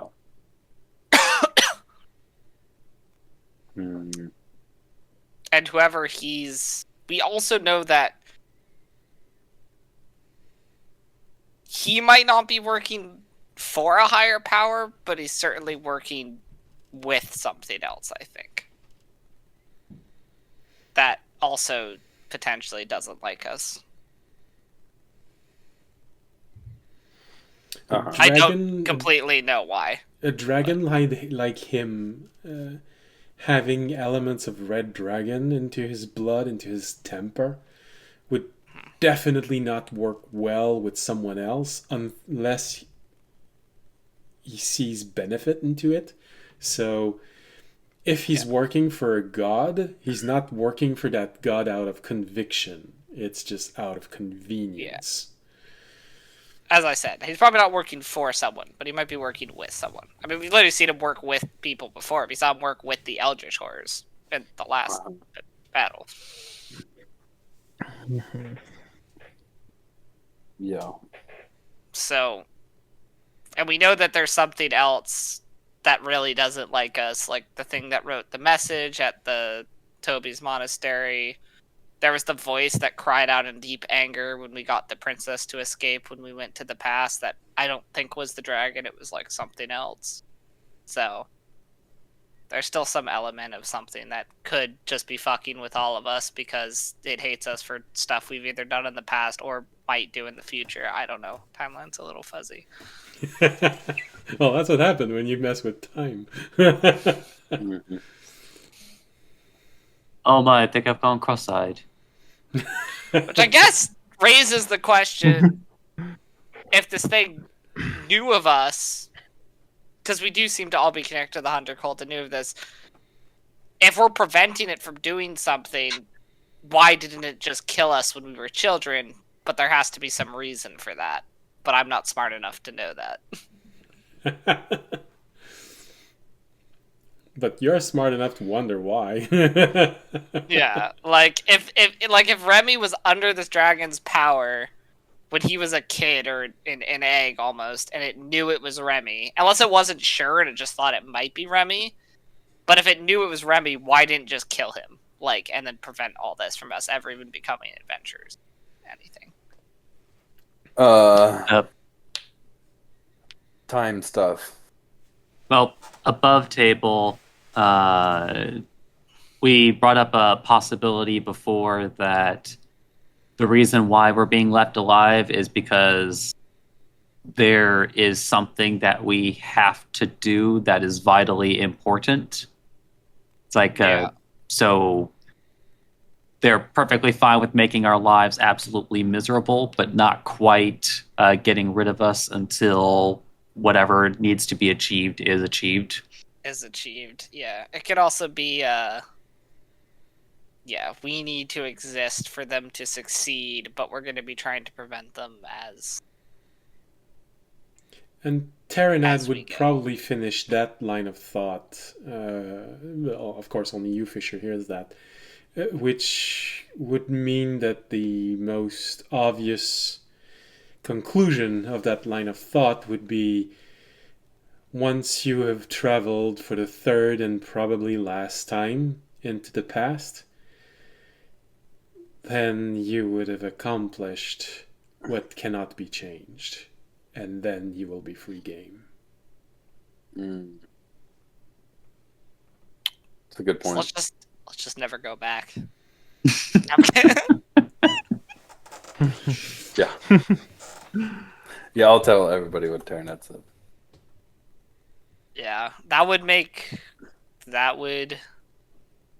sense. Although, again, we don't 100% know if that's true, because there could also, as I said, be something in the future we do that's also necessary, but we don't have omnipotent vision like some gods might, where they could see into the future or past, or at least possibilities, so. Can't worry too much about it. Have to just keep... And Terranad adds, well, there's always the very simple solution that there's more than one higher power that has something against us, and we're all putting our fate in that it's all a single plan from a single entity, while it's maybe several. But, that's just one possibility. Well, we know there are a lot of pawns of one entity. Or at least we think it's one entity. Yeah, that's why Terranad said this to Fisher. Yeah. You're all taking for granted that it's only one entity, but it could be several. I mean, you've pissed off enough. I'm sure it's fine. Audience actually knows for a fact it's at least 2. Mm-hmm. Could be more.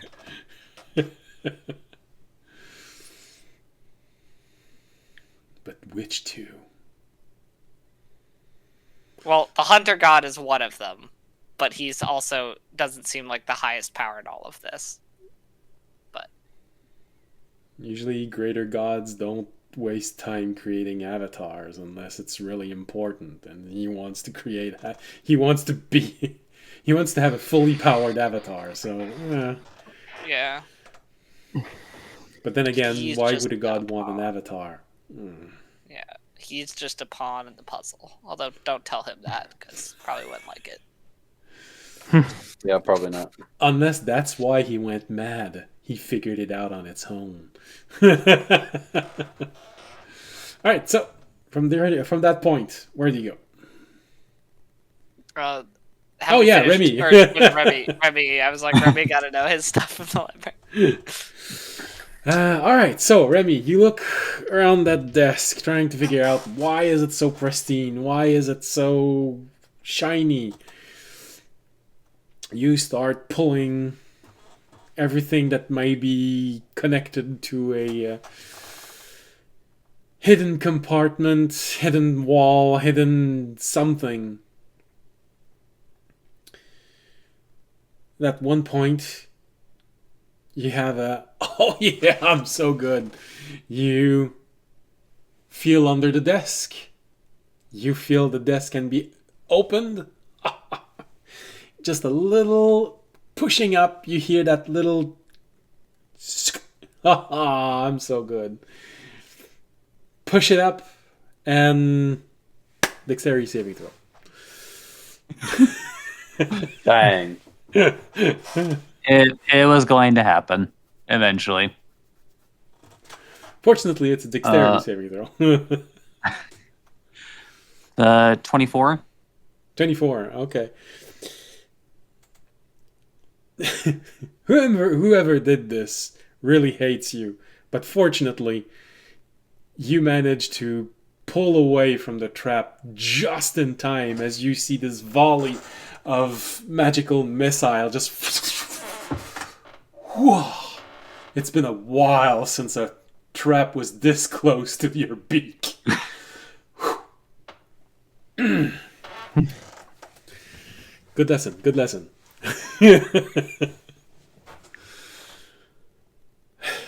You finish opening up, and at the center of the desk, you see a little black pearl. Just like the one you've been collecting so far. Now that I have Detect Magic up, can I look at the pearl? Well, you've been looking around. It's been more than 10 minutes. Do you want to recast Damn, it? that is true. Yes. Yes. Okay. Yes, I would. Mm-hmm. All right, you take 10 minutes, and I can look at it with the gem too. I don't know if that'll do anything, but well, it's the gem of true sight. That wouldn't, yeah. No, it's yeah. It's a small marble, black. It's a little bit rare as a color, pristine, shiny. But Detect Magic gives more. It is laced with magic. Very strong, not powerful, but strong, meaning that it feels like it's a permanent object. It's not just a little, oh, I'm gonna put this and it may no wear off. No, that thing's gonna last for 1,000 years. And it's illusion magic. Hmm. You still got that gem, Jorg? Yeah, that's what I was saying. I looked through, but It's an object. It's an inert, Well, it's- inert object. Yeah. So it's not going to tell you anything It's not- other than it's so pretty. it doesn't do us much. It isn't an Yeah. illusion. It Oh. does something with It is illusion. laced with It illusory does magic. something with illusions. Okay. Yeah. But it is not currently... Illusion can hurt people if they're powerful enough. But it is illusory magic. Should we throw it in our dimensional storage for now, or do you want to? I mean, we thought we've already got all the others in there. So might as well. Yeah. Collection of black pearls. All right. You shove it in, put it in the dimensional storage, right next to the humongous keg. And, and now the room is empty. Where do you want to go?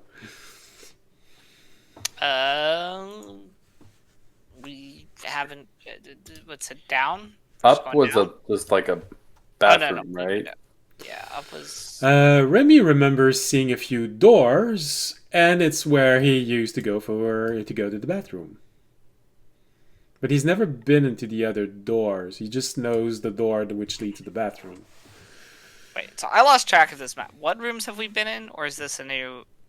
It's the same one. All right. We have been. He scrolled it down a little bit.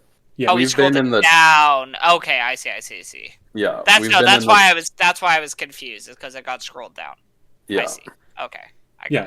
In the corner, in the upper corner, that's the dining hall. Yeah. Okay, where you are now, it's the library. In front is the kitchen. So we've been all at top. So we can either go up and check these 2 rooms. Yeah, if you leave the library, you can go left or up if you're looking at the map.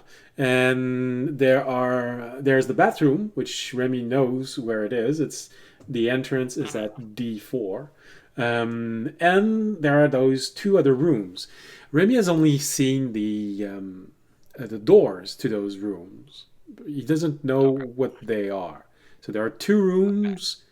2, well, you don't know because you've never seen what's behind the door. 2 small rooms and a big room. Yeah, so there's 4 rooms, only one of which he knows what's in there. So let's go up because we haven't checked. Okay.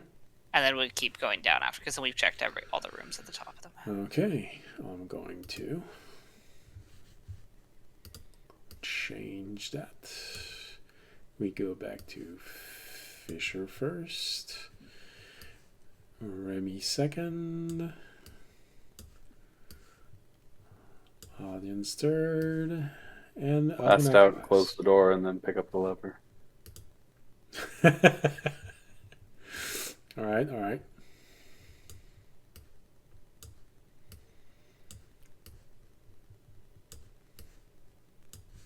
So, close the door and go up. You keep moving, and at the end of the hallway, well, where you are right now at E13, there is a sensor, which is looking at both hallways. You see glyphs on each door. There isn't a... is there a door? I was going to say there isn't a door to the bathroom, but maybe I put one in. I certainly don't want to say something stupid. You wouldn't want me to say something stupid, though, would you? No, there actually isn't a door to the bathroom. It's a public bathroom.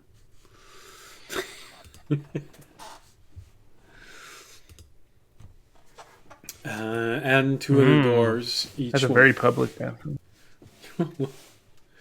The person in charge of the building wasn't known to be especially kind to children.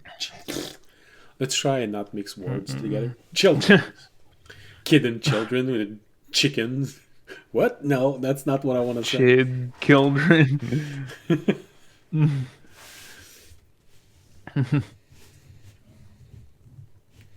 So, that's what you see. Yeah, that's what you see. Okay. Alright, nothing important. We'll keep going down the hallway.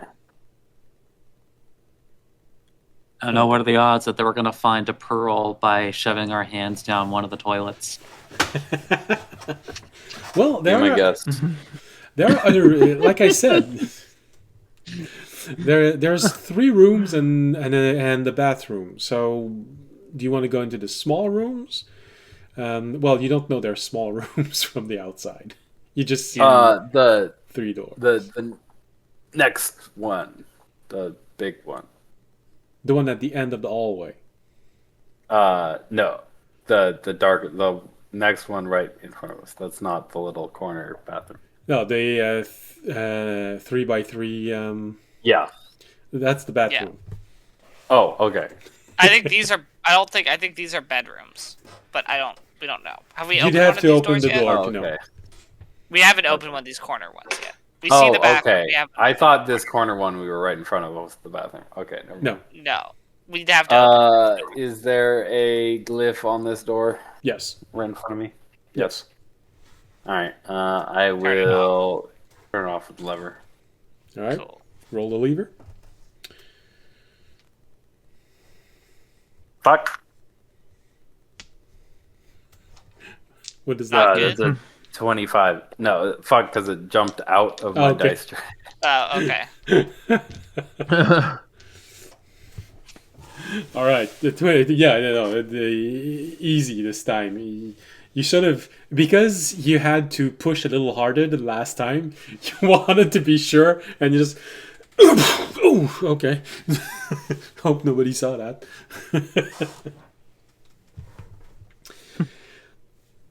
Goes off. Offline. Not explode. The glyph turns off. Yeah. All right. I will open the door. All right. You go inside, and just like Sam said, it's a small room, 2 beds, a wardrobe at one corner, and once again, 2 chests next to each bed. Now, what are the chances one of these chests are trapped and have a pearl in it? Probably high. I think I'd agree with you. Let's figure out which one has the trap.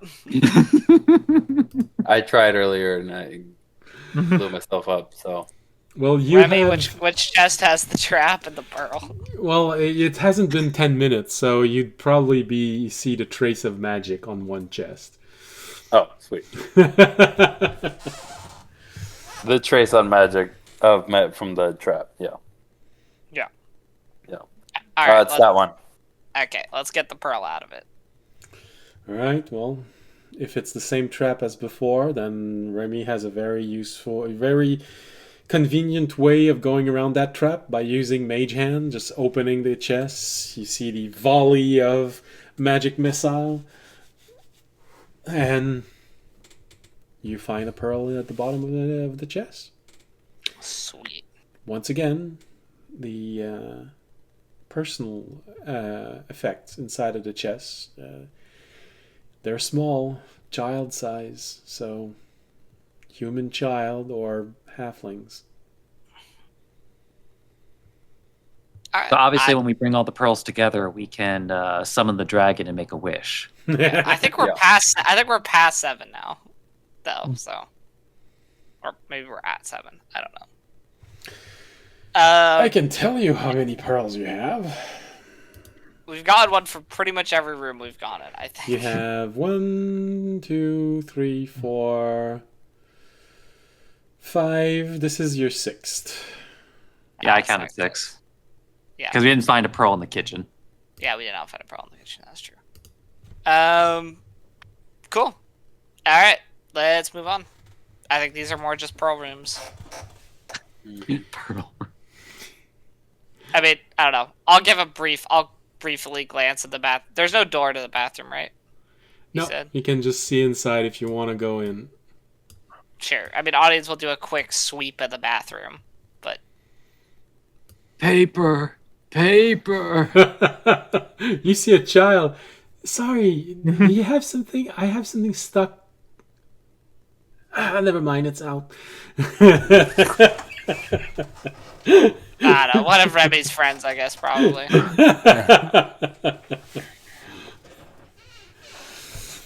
The bathroom is just like everything else in disrepair. It used to be a small fountain at the center. Now it's completely dry. You don't know how water might have gone through this because you don't see anything that would suggest plumbing of any kind. So, and Remy, you definitely remember a little bit of water. Just Here, Remy, I want to try one thing in here in case there's some weird trigger to this. Can you use your decanter of endless water to fill the fountain? I don't think it'll do anything. I guess Brady pulls out the decanter, puts it upside down, Fountain. I just want to see if it like unplugs or unlocks anything that was maybe stuck or something.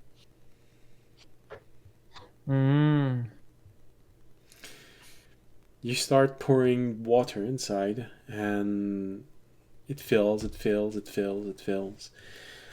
It's about to overflow. Do you keep going? Nothing's happened yet. No, you could stop. I want to see where the water goes, or if it just sits here. It sits here for a while, but with Remy's memory, you remember that it always felt slightly weird, but you didn't question it because you didn't know better at this point in your life. The water always seems to stay long enough for you to wash your hands. And then it started draining. So you just wait a little bit of time, and then the water seems to start to evaporate at a rapid rate. No heat generated, no nothing. It's just as if the conjured water of the decanter could be dispelled. Which you know isn't a thing, but it's the only way you can describe it in your mind. So some of the magic of the fountain might work, but it's not. It just is no longer creating water. So part of the enchantment on it might be broken. Part of it might work. I mean, is there a way to turn it on that we just didn't do? I don't know, Fisher. Is there? Audience is looking at him. I don't know. You're the one messing with it. Yeah, but it's me. But it's me, Fisher. What have I ever done with magical objects? Fair enough. The room is a mess, so you can start to just shove around whatever is dirt or rags or anything like that that's on the floor and see if there's anything magical hidden under it. Or you can go rummaging through the toilets. Or you can leave the room. Well, it's only blocked by a decent amount of. Yeah, it's stuff, so there's probably a little bit of grime that used to be a bathroom, but yeah. I mean, do I see anything magical? So you move around things, and then you sort of have that moment of, oh yeah, that's right, I have something that can clean things easily. So you take your rag out. You remember there's the pearl inside. Hey, it's still gonna work if I just rub it on the floor, and it actually does. The grime moves away.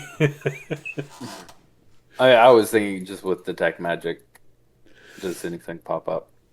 Because I can see through, like, detect magic goes through.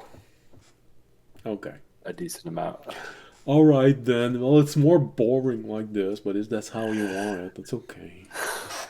I'm not trying to clean this super old wizard bathroom. Well, yeah. The answer that I was getting to, it's faint. It feels like perfect emplacement for someone to step on it. You know, as if you were coming to clean your hand. You just arrive and you step on it. And logical step would be that water starts coming out. Pedal, yeah. Magical pedal. Yeah. It's basically like a pedal pump. Okay. So nothing really important here. No, I don't think so.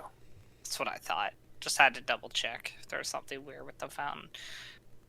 Well, you know, Remy, you remember that you got scolded once because when you saw the water just being generated, it felt really cool. So you let the water keep going and going and going until it overflowed, and then you got scolded. That's the only memory you can probably share here. Which, for Remy, scolded mean being beaten and probably, I don't know.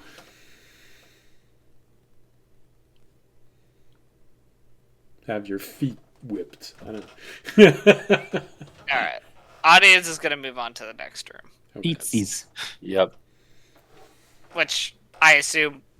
Audience honestly assumes is going to be identical to the first room, but he wants the pearl.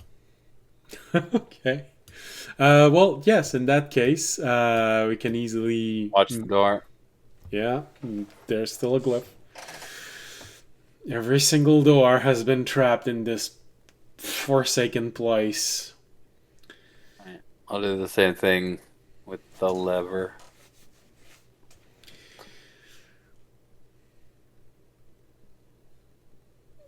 And That's the 14. that's enough. What is your minimum bonus for an athletic roll? I get a +9, so So, yeah. If it's when you use it on a door, unless it's a particularly powerful enchantment, just tell me if you roll 1. okay, sounds good. That's literally not just because it's a 1, but it's literally what you gotta roll 1 and 2 to miss. So. All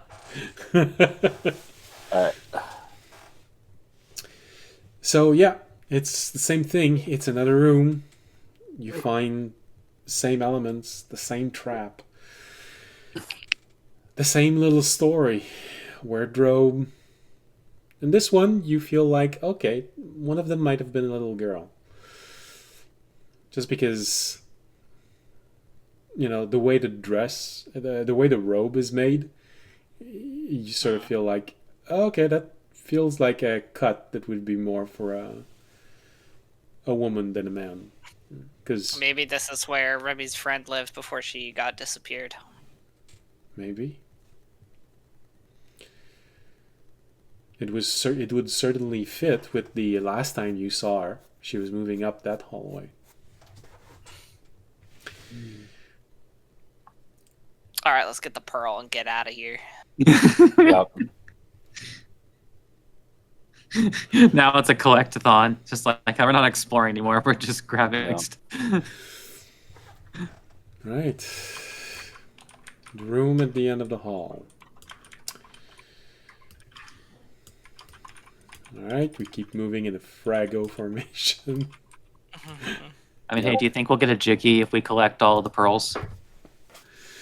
I don't know. Maybe.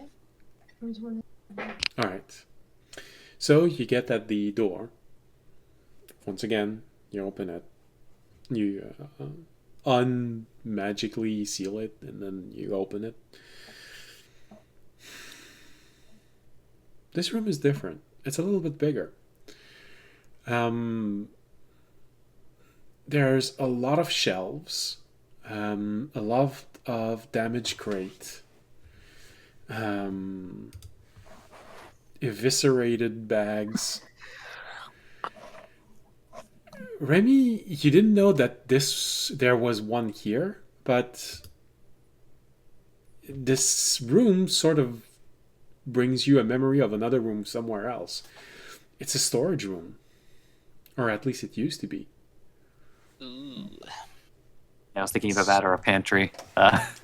Well, Storage. maybe today, maybe it was, but now it's completely empty. There's this very faint smell of rot in the room, so it could have been a pantry.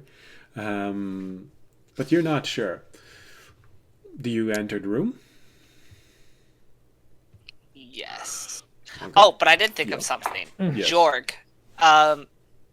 Since we Yes. don't know when things are going to attack, and we could use this to sense more when something nearer might attack. Why don't we pull out your blob in a jar, and utilize that? Oh yeah. I feel like we My need to blob in a celebrate jar. it. It's the first time that you have taken this out preventively. Mm-hmm. Brilliant. I don't know. I think we've done it a long time ago, but Once, long ago, after a long conversation. I don't like using him as a tool. Audience likes using him as a Yeah. tool. I know. I'm Yes, just kidding. Jorg I'll is take in him out. fact a tool.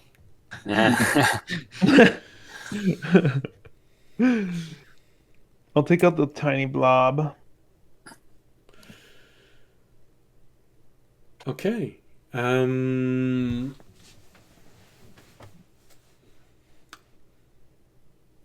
Right now, the tiny blob is, it's a mild dance. It's not something that tells you it's life-threatening danger right now, but there's definitely some danger. You just see the. Now, you don't have any perspective. Is there something in that room that's making it dance stronger or weaker? But there's definitely a wiggle. So you are in danger. Just not imminent 5 second later mortal danger. Remy, can you cover your lantern for a second? We'll still be in light and see if the wiggle increases as it gets darker.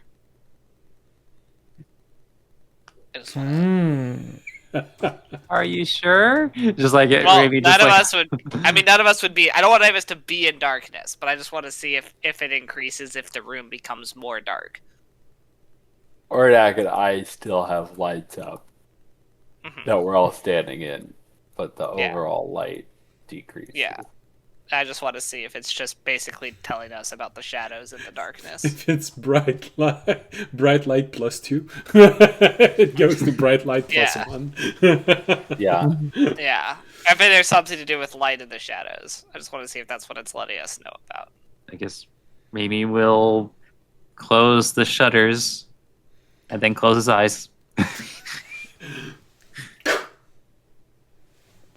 There is a slight difference in the danger level the blob perceives. Its wiggle just got just one beat faster. Okay. So from this testing, audience is going to assume the wiggle has to do with the shadows and the darkness, and that this isn't anything outside of what we've already experienced of this place. And now he can somewhat use that to judge if the wiggle increases from here, but they don't do anything, that there is perhaps another threat or another danger level. So proud.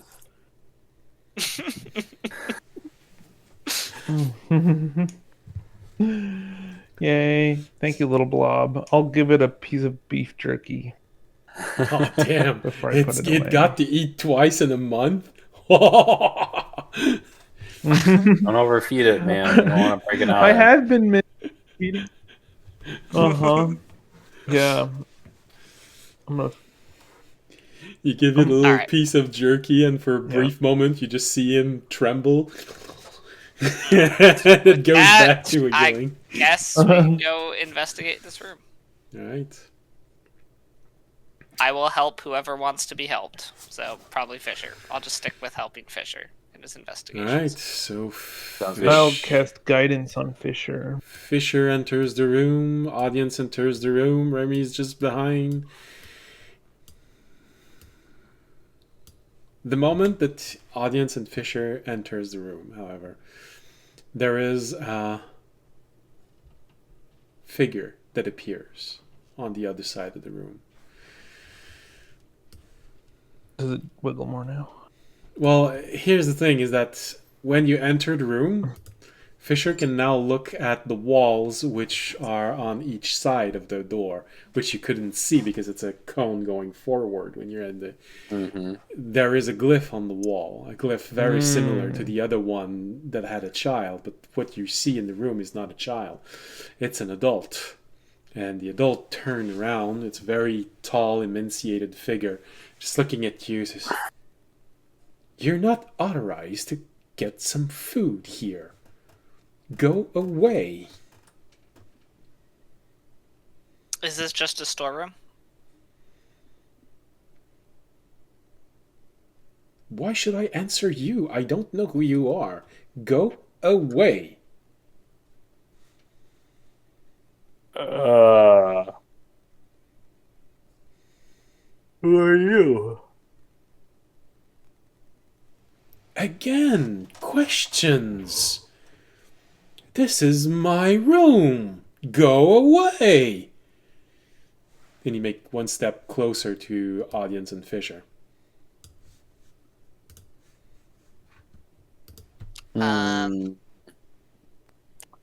Just doing a quick look around the room. While Fisher talks to him, audience is going to make a sudden lunge to destroy the glyph on the back wall. By like, bomb. no, not the bomb. You dispel. Yeah. I could dispel it, but I don't want to waste a spell. I'm gonna do the old school of destroying glyphs, which is literally just to like try and like slamming scratch the a wall line with your through it. mace. Whack 'em. My sword, but yes. I feel The like audience way of destroying magic. I feel like a mace would damage a wall more. Than Well, a he sword. does that. Well, I'm basically more just trying to cut a line so the glyph is like broken. Okay. All right. Interrupt it. I want to try. Well, he does that. I want to look at it with the gem of seeing. Okay. It as in this being. Yeah, the being. The spooky guy. All right. All right. So in that case, audience, I'm gonna make you do a dexterity saving throw because when you launch, it recognizes what you want to do and it launches after you. Meaning that I want to know if you succeed at getting at the glyph first or if it succeeds at getting at you first. I got a 19. 19, all right. So, as Jorg, you take the gem and you start looking forward and you see audience turn around and try and slam his sword as hard as he can inside of the glyph. You see the apparition lunges toward you, audience, and fortunately it's fast enough, but just barely. It is maybe a hair away from touching your shoulder as your sword enters the glyph. And the image flickers for a brief moment and disappears. And Jorg, in that brief moment where you were able to see through your gem, if I'm correct, you're just looking through it. There's no initialization time, is it? Jorg? You're muted, I can't hear it. No, you just look through it. Just making sure. I'm pretty sure. You look at it, and as you see it move toward it, it is definitely an illusion, but it is a solid illusion, meaning it has physicality. So basically, you could call it a sensory illusion in the sense that it can influence all 5 senses. Not just sight and hearing. So yeah, audience, you manage to inside, and just before it hits your shoulder, it disappears. Cool. How to deal with magic, guys. Take tips. Brute force. And a tiny blob in a jar. That's why I don't bother with. And a tiny blob in a jar starts wiggling just 1 point slower. Nice. Yay! I want to look at the tiny blob in a jar through the gem. Fair enough. Remember, tell me again, what does the true sight gives you? Shows you the true form of shapeshifters, and it shows you into the other realm, the ethereal plane. ethereal plane. It also sees through any Invisibility. illusions, invisibility, the true form. Basically just sees the true form of something. Okay.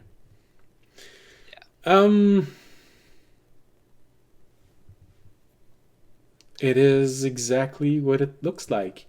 It's a very voracious, tiny blob That's kind of what I figured. in a jar. However, Fisher, because he has Detect Magic active, you can detect that the bottle and the corks preventing the bottle from opening is warded with excessively powerful warding magic. Okay, so maybe we don't break this little blob out of the jar. Good to know.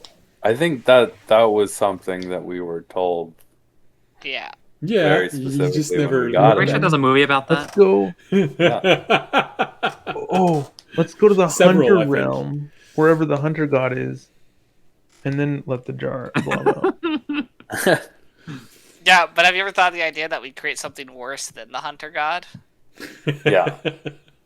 Like That's something that a has the bridge power you to will be cross the when you hunter come god. to it. Like, if this is something that technically consumes everything, yes, it would start as a tiny blob, but then it eventually could become a blob that could consume entire world. The blob god. And, you know, block. depending on Block. depending on when The in go time, blob. depending on when in time you are, I just like to remind you that there was a time where if you killed a god, you could assume its place. Do you really want to have a tiny blob in a jar become a god? Tiny blob in a jar. Actually, that'd be kind of, Like- it'd be kind of entertaining. Be a god of You vigilance. sold me. It would be a god of endless hunger, probably more. But sure. And I that's think good. we already are dealing Yeah. with enough of those. Yeah. Yeah, I don't think we need another one of those. All right. Judging from the wiggle inside of the jar, I'd say you are either in light danger right now or danger is far away. Okay. Audience is gonna take that as perhaps there aren't any other traps in here, and we'll start rooting for. As they said, it was probably just food, but maybe there's something. Or yeah, help Fisher look through the. I think there Store. used to be food, but Yeah. I But yeah. assume it was just a storage, but maybe there's some hint of something in here. yeah. Alright. Check the room. That's a good. That's very good. That's 26. Everything here suggests food storage area. The bags that have been eviscerated, they do look like bags of grains. So were they actually eviscerated with a dagger or eviscerated by rats? That's the real question that you can't answer. But everything else does suggest that this place was most likely filled with food. Although from what you can see, low quality food. With a 26, I mean, it's not a direct clue of where things can have come from, but it's another one that can probably be added. You do manage to find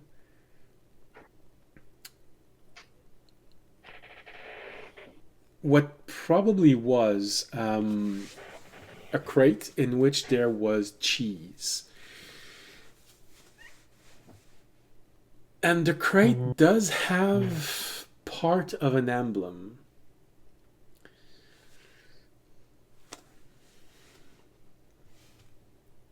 So it's not cheese made inside of a villager's cottage. It was cheese bought most likely in a city. Okay. Any hints on what city or like I guess that would require us knowing what cheeses are from what city. But yeah. Is there like a specific cheese we could like point to maybe in some research in the future of like, hey, this city is known for this cheese? Is there writing? What language is the writing in? Oh, that's interesting.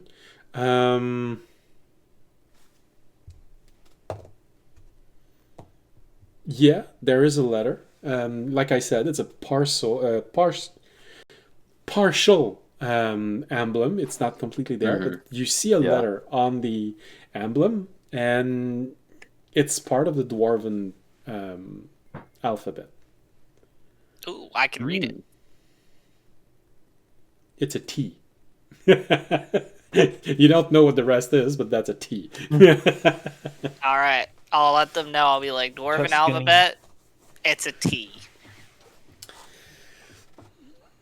I guess we could ask our dwarf friends maybe what a T would mean on some emblem or a letter.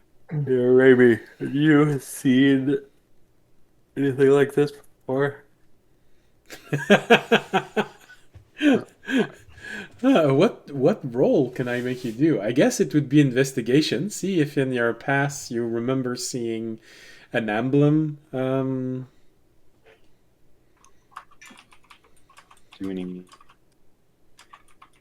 Today was brought to you by the letter T.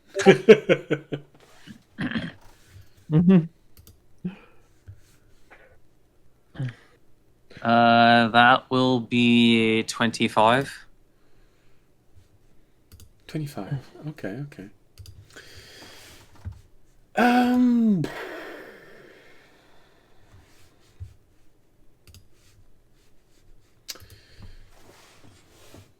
You remember seeing it, but it doesn't tell you where it's from. But you have an idea that it's not from this island chain, because you remember seeing it on the docks of one of the major port city of this island chain, meaning it's coming from somewhere else.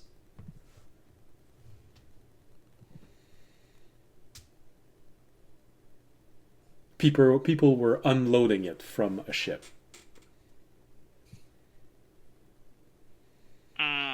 So it might be a foreign. Not on this island chain city. If it's a kind of like special import, I don't think that's going to help us. Because they probably have lots and lots of customers. Yeah. Unless it's specifically from the Dragonborn continent, and I would recognize it. But yeah. But since it's Dwarven and it's not from this island chain, and you are in mixed islands, which means it's a lot of humans and not that many settlements from other species. You have elves, dwarves, gnome, and halflings, and sometime dragonborn settlement. But the others aren't there. They usually don't have a settlement of their own, and they don't have a lot. So it's definitely easier like this than if you had no clue. You know that there aren't going to be a lot in the surrounding areas. Yeah. Okay. Cool. I assume that's what we'll find in this room, probably, or the best clue. That's what 26 gives you. So there's a good chance that it's everything, because 26 is so much better than anything humans can do. And then before we go to the next room, I think George was wanting to go. Yes, I read it. But it's okay. We can finish this here, just stating where you want to go. The next one that you haven't explored yet is where Remy Remy's laboratory, the lab where he spent most of his life. Yeah. So I assume we will go there next. That'll be the start of next. That one's going to have the most traps, obviously. All right. It'll probably have something. Easily put you all into a line going there, and so we will know exactly that this is where we are. All right. So, pieces of puzzles allowing you to get a feeling of with whom he did business. And although for most of you it's probably not going to help that much, Remy has good ties into this world, so there is there. But you have another way of going about figuring things for who's selling what. I just don't want to spoil the punch unless you forgot that you had this way.